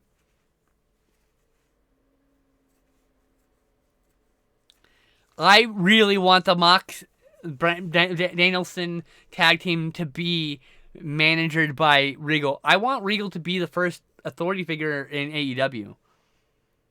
I just want Regal to give me those fucking pipes and just fucking speak. I need him to stand to my right at all times, just speaking promos at me. So we can now agree the Globetrotters are trans culture. Got it. Cody Rhodes maybe left. Nobody knows what's up with Cody Rhodes. He's out of contract with AEW, but everyone was saying he's going to WWE. But now Ring of Honor is owned by AEW, and there's a good chance he might be put into like a leadership role in Ring of Honor instead. Might be their big star. You never know.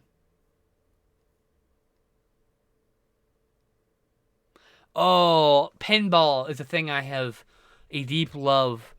I have a deep love for pinball. I spent like $100 at the Pinball Hall of Fame in Vegas one year.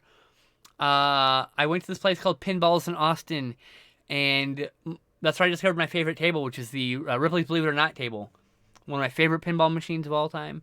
There's just something about the layout. It just clicks on my brain. War games! It's blood and guts! I go to the Pinball Hall of Fame. What's that? I said I want to go to the Pinball Hall of Fame. It's in Vegas. Glenn and I meant to go when we got remarried, and then we just... A weekend is not enough time to get married and also do things. Nope. I'm not spending a weekend in Vegas is deciding going on Friday, doing something on Saturday, and coming home on Sunday. Like maybe see a show on Sunday before you do. You know. We did a lot. I mean, we got remarried. We saw 2 shows because we got out there Friday night. And we saw something Friday night. We saw something Saturday night. We had brunch on Sunday, and then we left. So that was it. Skillful Monk asked if you're familiar with Discworld at all. Oh my gosh, I am familiar. It is one of my husband's favorite series. There's a turtle with the world on his back, with 4 elephants in the world or whatever. But yeah, the Great Atuan. I want a Street Fighter 2 arcade machine. I want a Neo Geo cabinet, and I want it to have Bubble Bobble 2, Metal Slug 2, Aero Fighters 2, and then I want a there's a Sega Rally top-down game that was only released in Japan that I want, called Sega Drift or something. I can't remember. Oh, the turtle in the corner of the Art and Tees. I want the terrarium in its shell. Remember that one? Yeah, I like. Yeah. That's one of my favorites. It's one of my favorites too. It's why all my favorite. You're looking at my favorites actually. Aww.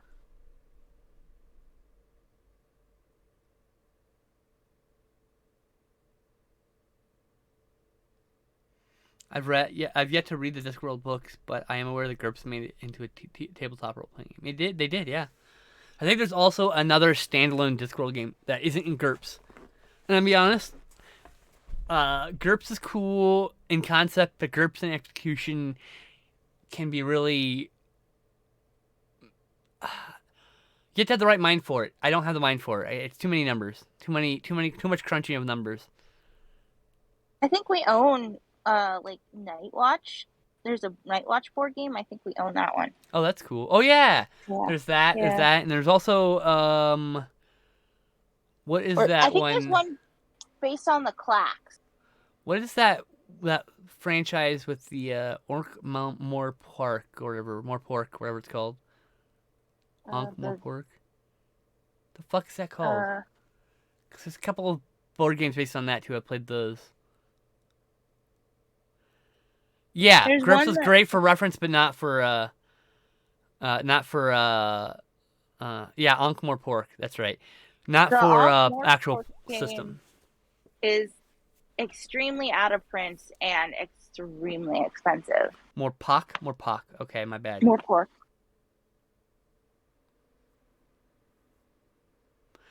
For me, the game I always wanted to play, and I'm really considering this year, if I can find a GM who wants to run it, I need to find a GM who I can pay to run a Ninja Turtles, Teenage Mutant Ninja Turtles and Other Strangeness game, which is a Palladium hero system, and I just really have always wanted to play that. I want to play a character, I want to be a turtle lady, and I want to know Kung Fu. I want to have I have the version of the book with the with like the whole deviations roll where you can like roll to give yourself all sorts of like quote unquote deviant personalities. It was just like anxiety or whatever. It was actually removed for being insensitive, but I like that that quote unquote flaws or that deviations from the norm that you could pick, and like you could have like a sexual fetish that you wouldn't normally have in real life or something. Like I have like 10 of the books. I could just look it up and know. I want that juicy shack meat. Oh lord. Anytime they can use that clip. Nice.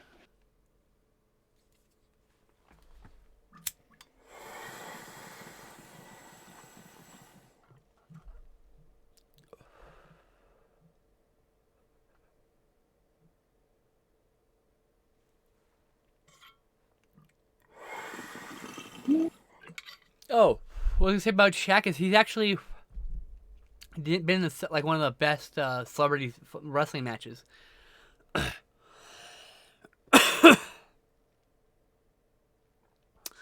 I want to use the Palladium system very specifically, Angel. It's using the After the Bomb upgrades. So, yes, I have seen the supercut that you're speaking of, Chameleon. I appreciate the offer, Angel. I really do. It's very kind of you. I'm trying to specifically get somebody to run the Palladium game from the fucking 80s. I've always wanted to play that because I've had that book for my entire life. I have almost every supplement for it, and I have all of the After the Bomb supplements. So, and some of them are the same supplements with slightly different contents. Like they have Mutants in Space, which is still called Mutants in Space, but after they lost the Ninja Turtles license, all the Ninja Turtles content was changed and some differences in the material. In Spice. Mutants in Avalon. There's Mutants in Avalon, Mutants of the Yucatan, Mutants Down Under. Truckin' Turtles, I think, is one of the adventure books.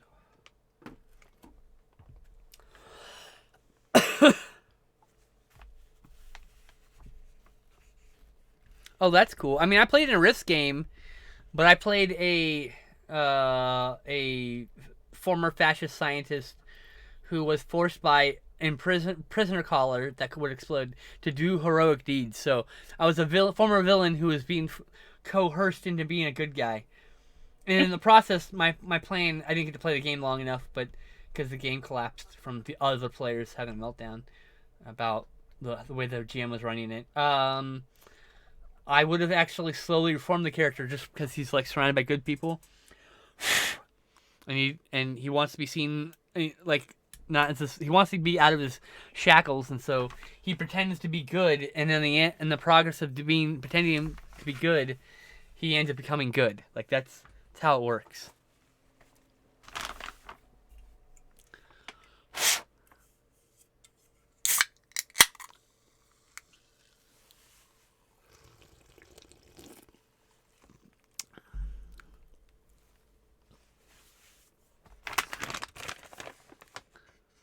Shoot. Uh-oh. What's that mean? I hit the 200 follower mark. You mean on Twitter?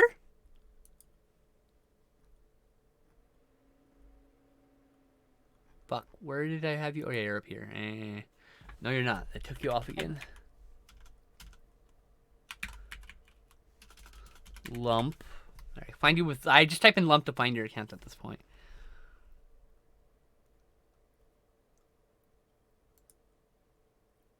To hit the 200 follower mark on Twitter. 201, in fact. On Twitter, you got. Garbage! How's it going, Eric? Garbage. Long time no see. I see you working my channel occasionally. I appreciate it. Nice to see you here, though.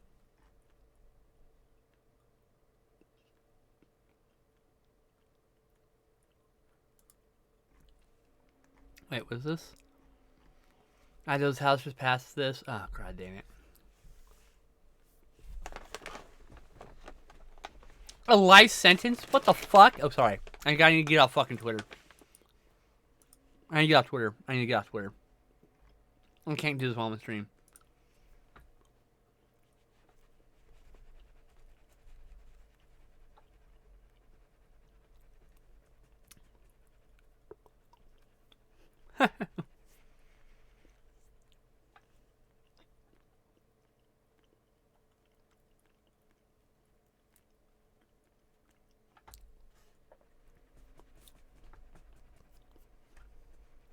I can't look at the bird.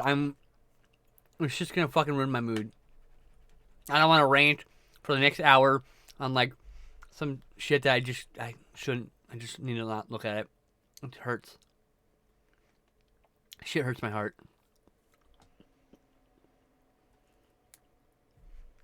For small clarification, trans kids deserve so much better from the people who are trying to protect them. I'm doing it badly. They've completely missed what's going on. They're quote unquote protecting kids by fucking making kids suicidal and hate themselves. And... that. Mm-hmm. Yes, trans adults deserve better too. Trans people deserve better. Heard. Bird's the word. Oh, I have to watch this video. It's actually open and waiting for me to finish here. Basically, yesterday was wake up stream. I had something else going on. And then, like, I watched wrestling and caught up on wrestling, and I just slept most of the day because I was depressed.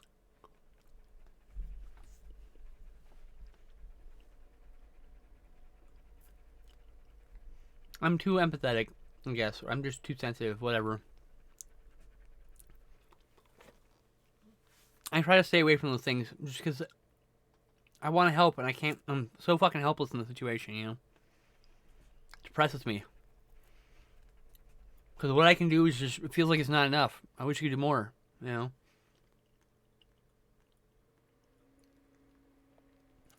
Well, Lillian, I actually have access to the list of best AEW matches, but I'd probably have to show them to you because I don't think you can find the matches by themselves anywhere. I would say if you can find Brett versus Owen from WrestleMania, that's probably my favorite WWE match ever. Bret Hart versus Owen Hart. It's such a good match. It's such a good match.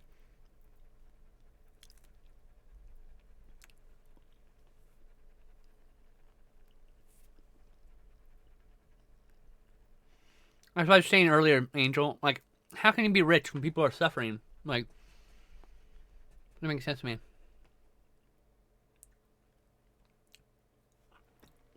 Why are you rich? You shouldn't be rich. You should be giving more money away.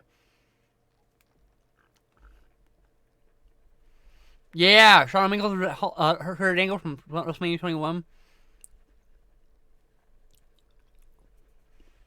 I would say, God, there's this one match with Angles in TNA. God, I'm trying to think of it. Kurt Angle was an incredible wrestler, by the way. I mean, he's still alive. You don't think he's wrestling. Oh, there's, if you can find it, Chris Benoit versus Eddie Guerrero in WWE. Those are some of their best matches.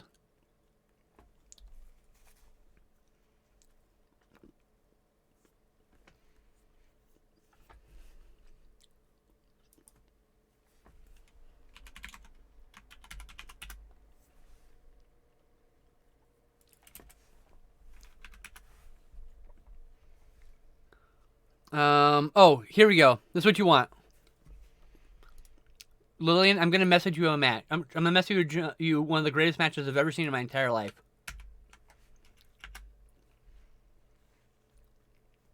You can watch any match between Misawa and Kawada, and you would see one of the best matches you've ever seen in your life. They had a long feud. And boy, howdy, it was a good fucking feud.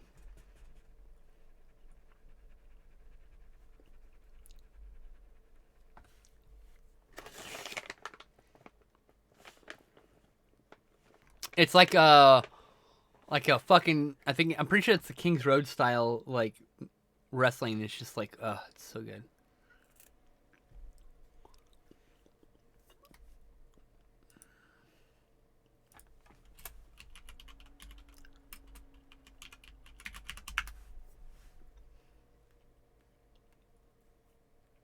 Oh.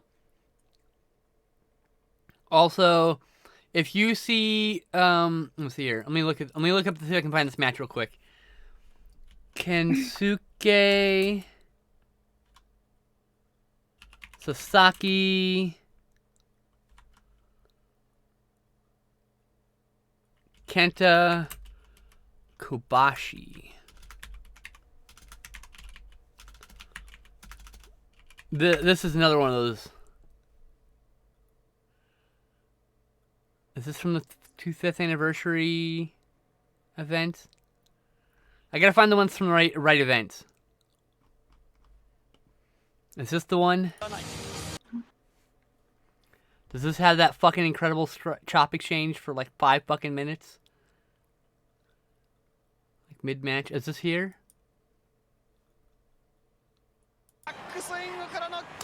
Yes, this is the one. There is a 5-minute strike exchange in the middle of this Kenta Kobashi and versus Kensuke Sasaki match that is legendary. I mean, they just go bop, bop, bop, bop, bop, bop. I mean, like you have to understand. After just a few, if you've ever done a wrestling chop like proper, you slap and you follow through, your arm gets tired after like the 5th or 6th slap. They do this for 5 fucking minutes and they make it entertaining.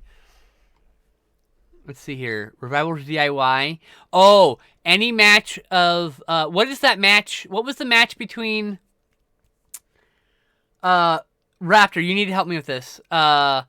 Johnny Gargano and Tommaso Ciampa, where they had the fucking moment where Ciampa has that moment of doubt of putting his knee down. That was such good storytelling. The end of that fucking series of matches was so good. Yeah, the Cruiserweight Classic. Tommaso Ciampa. Tommaso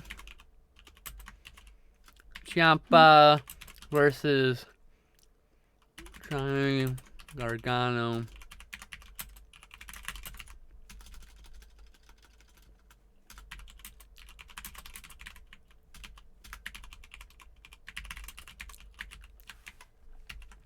Let's see if I can find this match too. Oh shit.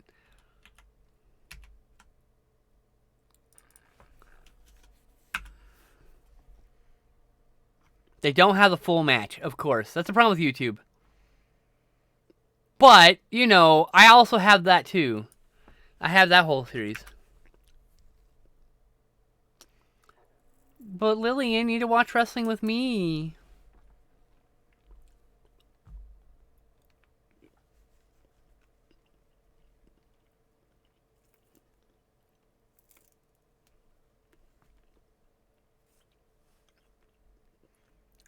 Well, aren't you talented?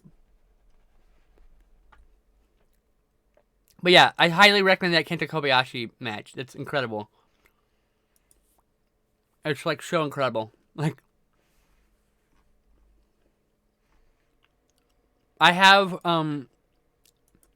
downloaded every match that leads up from the storyline. So Tommaso Ciampa and Johnny Gargano have had this years long feud, and so like I have every match in that feud, and the storyline's incredible from match to match. I have all the promos, all it like in like chronological order. 'Cause I'm a huge fucking mark for those two.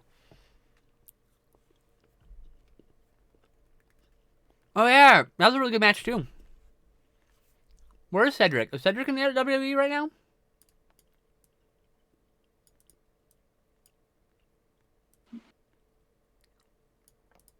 So I know Swerve just got fucking signed. Trans Pancake? What the fuck? Why are you blocking terms in my chat? Maybe I want a Trans Pancake. What the hell? I have no idea what that means.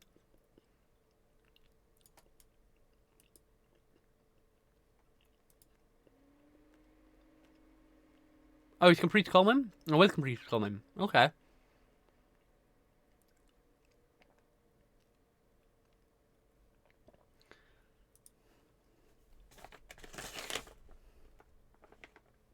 Oh, did you know Cedric Alexander was married to Big Swole?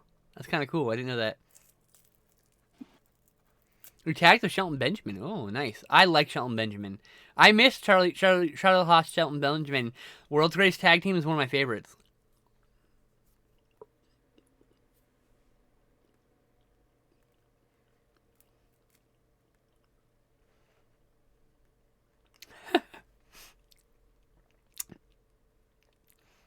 Why is trans pancake a problem? I'm so confused.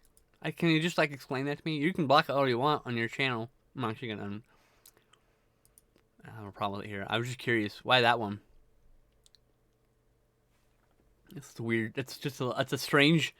That's a new one on me, and I don't understand it.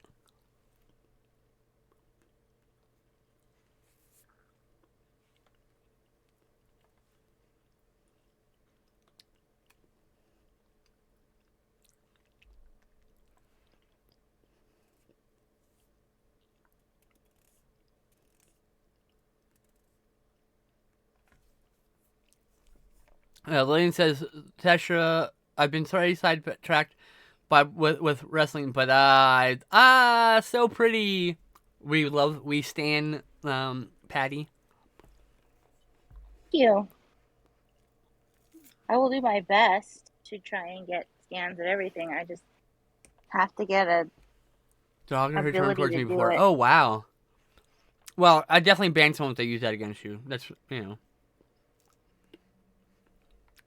I get it.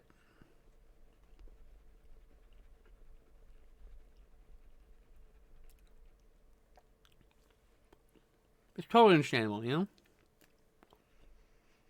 There are, like, I don't talk about my 2 childhood derogatory nicknames from people because I don't want them to be known here in public spaces. So people use them against me. So I understand. I understand entirely. I don't block them terms. I'm very stealth about it, but yeah.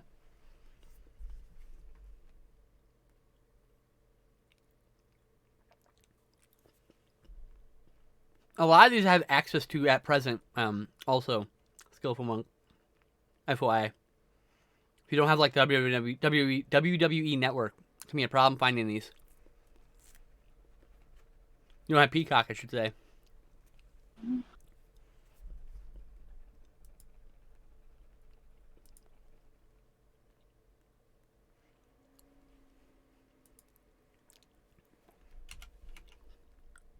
Hold on. Let me give you some AEW recommendations. Just because. It's all been very WWE centric. I mean, their style of wrestling is not the only kind of wrestling out there.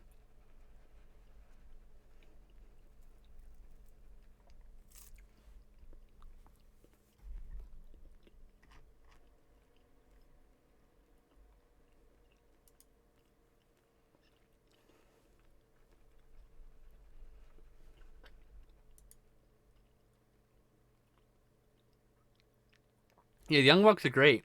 They have a bunch of free matches online too for the Young Bucks. I would say, I would say Cody Rhodes versus Dustin Rhodes at Double or Nothing. This is a bloody brawl.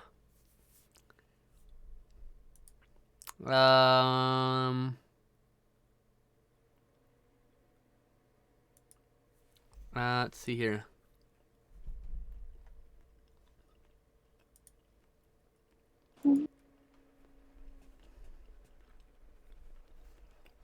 Also, I have every AEW event because I'm a crazy person.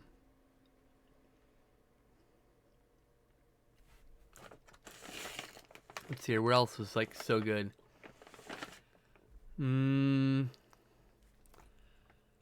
MJF versus Jungle Boy from last year.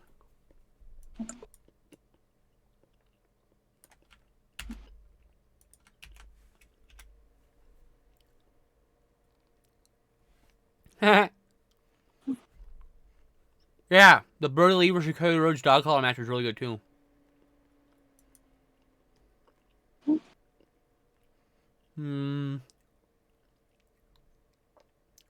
That was from dog collar. Oops, god damn it! Why is that dog?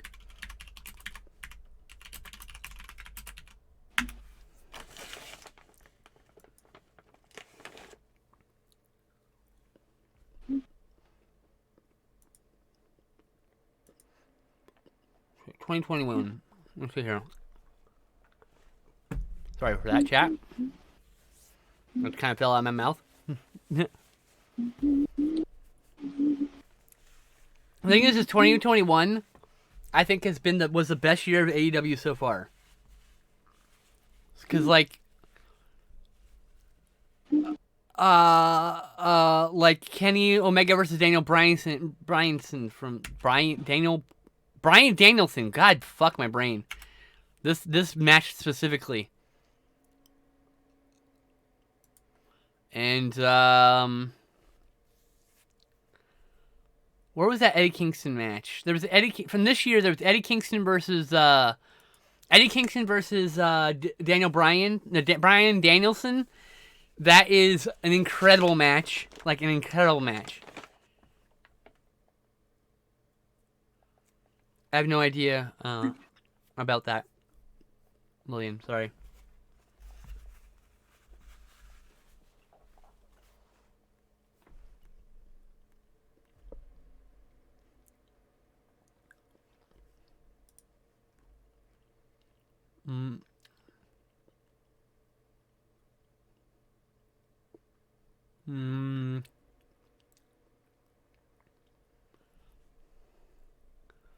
Oh yeah, there's Bryan Danielson versus Minoru Suzuki. That was really good too. CM Punk versus Eddie Kingston was really good. Kenny Omega versus Adam Page was really good. From Fuel Gear 2021. This match is a highlight, I think.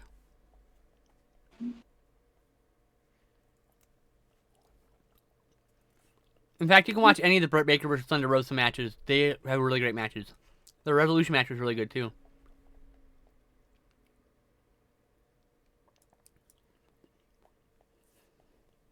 But yes, on my cloud storage, I have every AEW event. It's not publicly listed, but I have every AEW event chronologically listed, including crossover episodes, or stars from AEW appear elsewhere. Oh yeah, Page Omega versus Young Bucks was really good. I wrote a thread about Adam Page last night about how like his character start is like it's very relatable to me because like I also have like trust issues, right? And so like Adam Page starts out with the Elite. They kind of like he's like the low man in the totem pole, so he's like picked on a lot and poked at and there's a lot of expectations laid at his feet, and he felt really out of place. And then he lost a pivotal match for the Elite, and they kind of blamed him for it, and he had the spiral, and he leaves the Elite, and he gets into a tag team with a member of the Elite, Omega, and they have like this kind of not cooperative companionship, and he loses the belts for them, so he feels like he's failed twice. And he's like, he falls into drinking. He becomes alcoholic, and he's like sloppy in his matches and whatever, right? Like, and then the Dark Order tries to recruit him, and the Dark Order, despite their name, are a very affable group of people. They're about positivity and support and lifting each other up and all that stuff. It was presented as a cult early on, but that kind of gimmick didn't get over, and so they just became like this group of friends. And so they tried to recruit Adam Page, and he's like, he pushes against it because he doesn't feel like he should be as a group because he feels like he's gonna let them down. And like, they're constantly there for him, even though he's pushing them away. They keep coming back and saying like, "It's okay, we're your friends. It's okay, we're your friends." Basically, you don't have to join us because we're just your friends. We can still hang out and be friends. And like, last night, Sunday, Adam Page was thrown to the outside and like preyed upon by members of the Elite, and the Dark Order comes out to back him up, and he pushes Alex Reynolds away, one of the core members of the Dark Order. And then later he goes to apologize to him, and like now there's like this tension, but it feels so relatable. The pushing away people who are trying to care about you, like it's something I've done in the past, and it's regretful. But it's like something I did on instinct, and so it's like I really relate to his character hard because of this. And I love when wrestling can be like so good like this. Boring Info Guy says hi. Hi, Boring Info Guy. Sorry. He says hi, Boring Info Guy. He waved this time, which nobody can see but me. Excellent.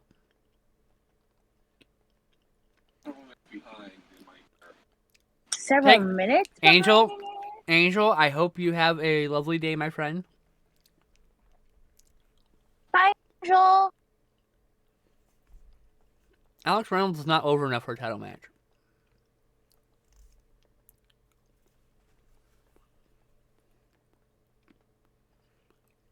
The match between Shawn Michaels and Ric Flair at WrestleMania, the Ric Flair retirement match, quote unquote. That's a really good one because he's like about to give him the super kick, and he says, "I love you," and then just fucking super kicks him and wins. Like, it's just like, it's a great fucking storyline. Like, Ric Flair's is like idol. A lot of people's idols, to be fair, as a wrestler, anyways.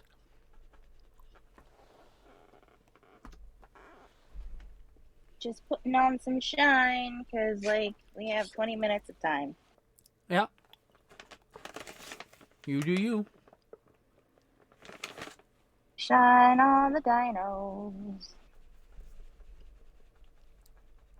Eventually, I have to make the third friend called Cakes, so it's peppermint patty cakes. Totally. Cakes has to be purple. Yeah, and Ric Flair's one of those people who are like not exactly the best person in the world. He's definitely sexually harassed people. You know what I mean? Like, it's not fair to Flair. That's great.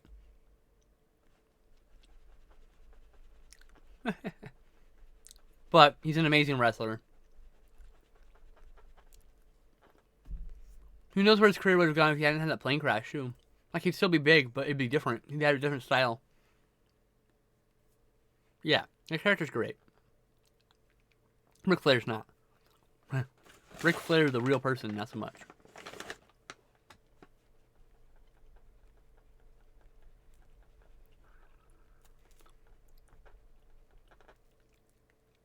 Have you seen Dark Side of the Ring, Lillian? That's always that's like true crime documentary series about wrestling. Some pretty crazy stuff. There's an episode called "The Plane Ride from Hell" about, it tells you all about Ric Flair.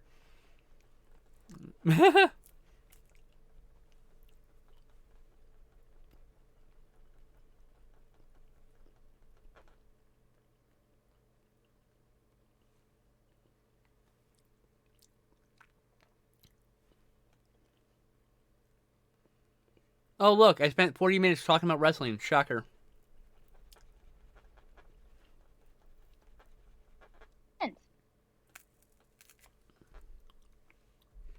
Look, no matter what anyone says, Undertaker versus Undertaker, a Survivor Series was the best.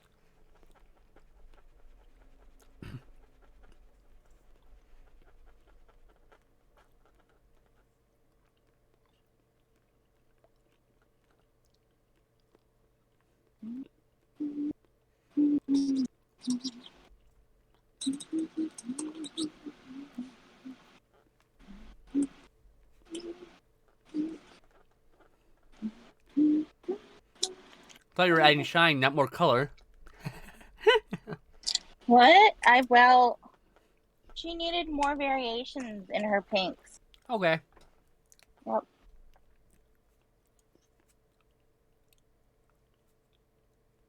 What kind of stream arm? The fuck, you mean this thing? The $13 Niwar one? Variations in her greens too. I have like 20 greens and it's still not enough. Yeah, IRL, Undertaker's another one of the people, he disappointed me. Someone who's a fucking opinion, let me tell you. What other green would you suggest? I don't know. Oh, no. Glenn said, might I suggest another green? And that's why I was like, what? Because I like used every single green marker I own on this dinosaur. Maybe I could add a little bit of yellow highlight. Like to use yellow. Dear Twitter, can you acknowledge that I've read this message? Thank you, Christ. Why is everything having problems?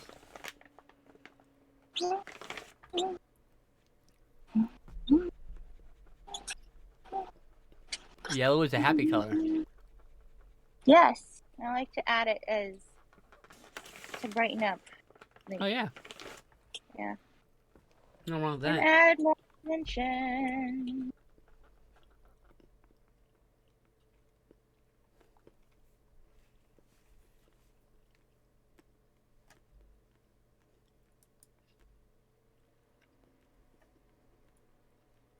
And shine.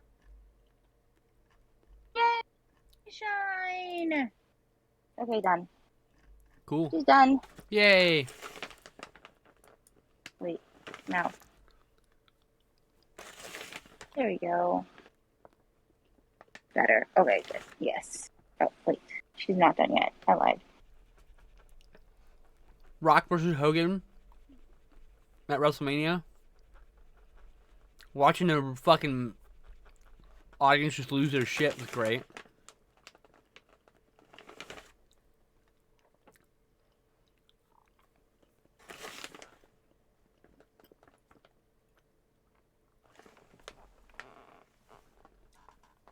Wow. Oh, Raptor over here telling you to skip something.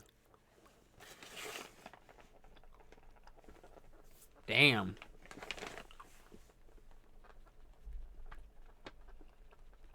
Oh, Patty. YouTube. FMW. No, is it Megumi Kido versus Combat Toyota?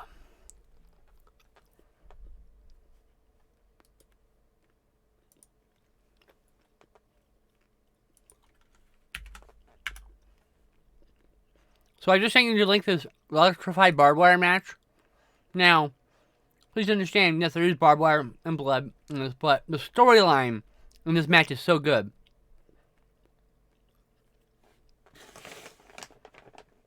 Like, the way they play with the barbed wire and, you know. Anyway.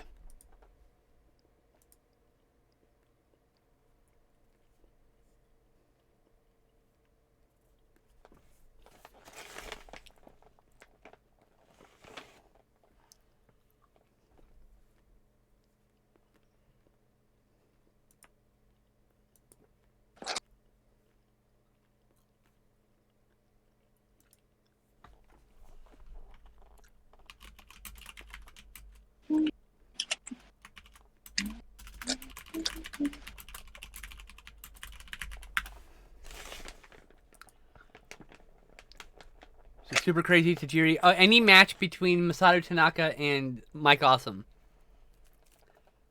That would be biggest recommendation. Those two had an incredible feud. Tessera, hello. Here. Lillian says. Markers. Lillian says they look so good. What a cute pair. Oh my god, cuties.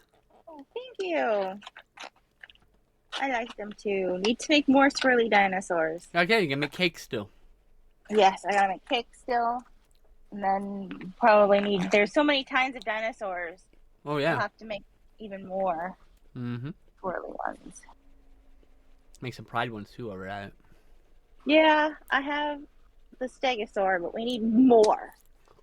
Raptor, is that the one where Taz or Bam Bam Bigelow goes through the stage or the mat? I can't remember which.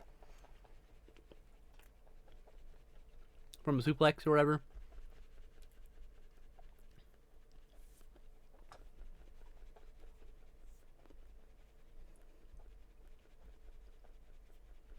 They did have two matches. I had to double check. That's an iconic moment. There weren't a lot of through the mat type gimmicks before that.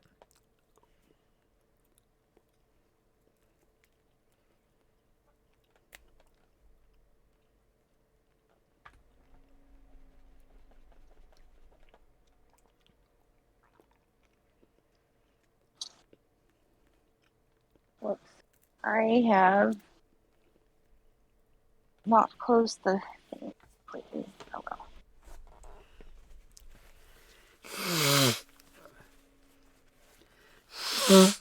There's a match. It's Stan Hansen versus Vader in, I think I want to say All Japan. Maybe it was a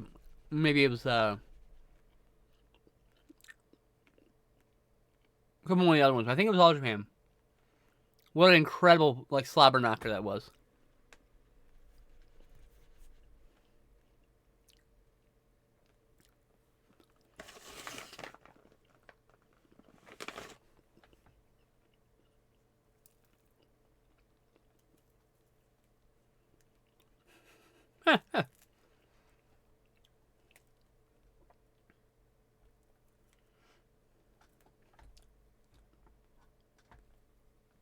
So yeah, we're done early, chat. It's kind of interesting.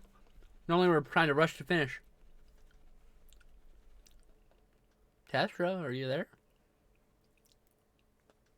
I guess not. All right. No, I'm here. Oh, okay. Guess you keep getting cut out. I just get getting cut out. Stop being so squeaky. Sorry.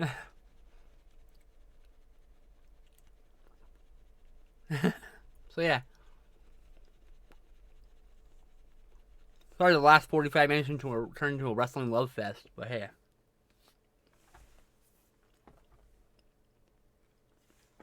Need more Lucha Ducks. More Lucha Ducks? Yes, need more Lucha Ducks. Okay. That should definitely be a thing. Mm-hmm. I like to make ducks in costumes and swirly dinos. That's... You didn't derail us. You just got me talking about something I'm passionate about. I fucking love wrestling. And I love when wrestling's really good. When it tells a story in the ring and outside the ring, it's like, oh. It's just a flowing 4-hour conversation. Conversation flows. Can't really derail that unless you make us all go silent. Right? The only way you derail it is by saying something really awkward and then we all fall silent and look at you like, what? But like, I'm always drawn to like art on the peripheral, the art in the margins, you know? Mm-hmm. Wrestling, music, anything else. Always been drawn to that stuff. Like, oh.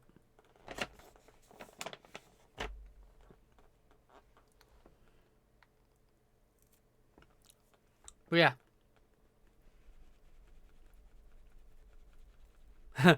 Wrestling and dinosaurs, my kind of rabbit holes. Hell yeah.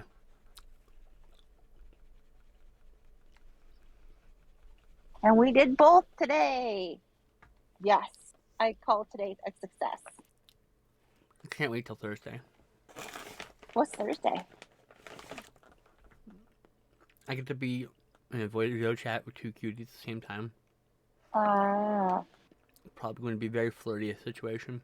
I'm probably going to turn into a blushing puddle, but it's going to be really great. And nice to see both at the same time. I hung out with both people. I don't know if the other two, if they've hung out together, but they'd like to hang out together, I'm sure, but...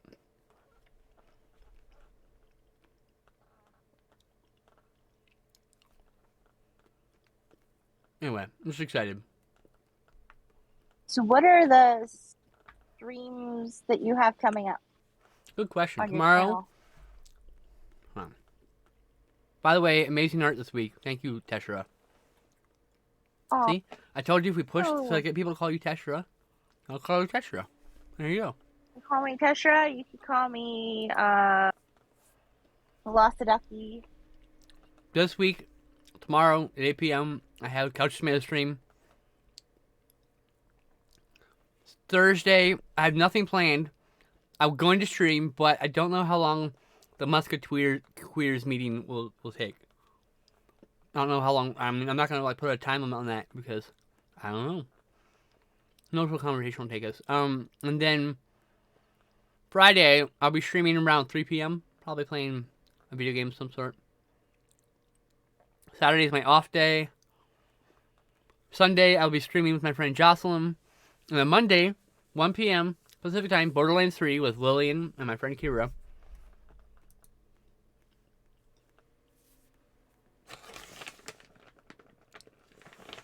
Get your Couch Tomato shirt here.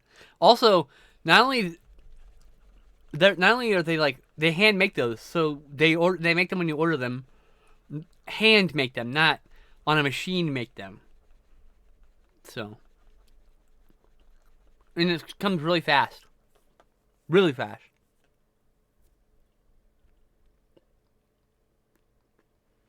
It's not the first time I've had merch. It's just the first time I've had merch in this era of me doing stuff. I had merch when I was doing podcast stuff primarily. I had merch when I was doing YouTube stuff primarily. And the first time as a streamer I've had like merch. I've had a Redbubble store and a Streamlabs store for like 5 years, 6 years.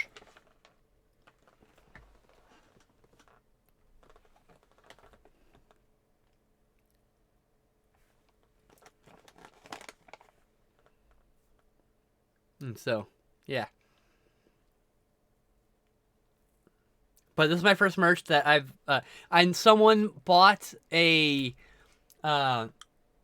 movie gangbang shirt back in the day. But that was my YouTube merch. And that person was dating me. So, like, I didn't think it counted very much. But This time I made merch and someone who I'm not dating decided to buy my merch for me. And it's great. It feels good.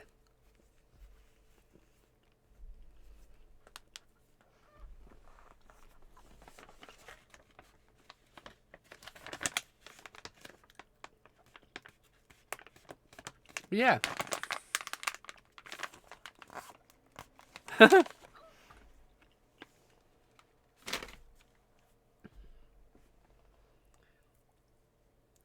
Yeah. Let me see something here. Mouse, where are you? There you go.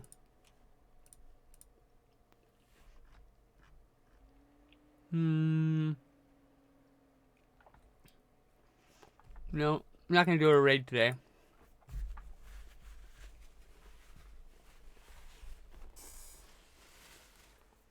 But thanks for everyone hanging out. Can't do this. We had a lot of fun. Hola. Oh no, we're not sideways.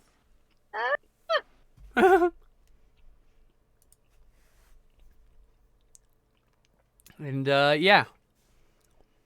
I don't get thanked for any of the recommendations I made, but you know, that's cool. Thanks, appreciate it. No one listened to my recommendations.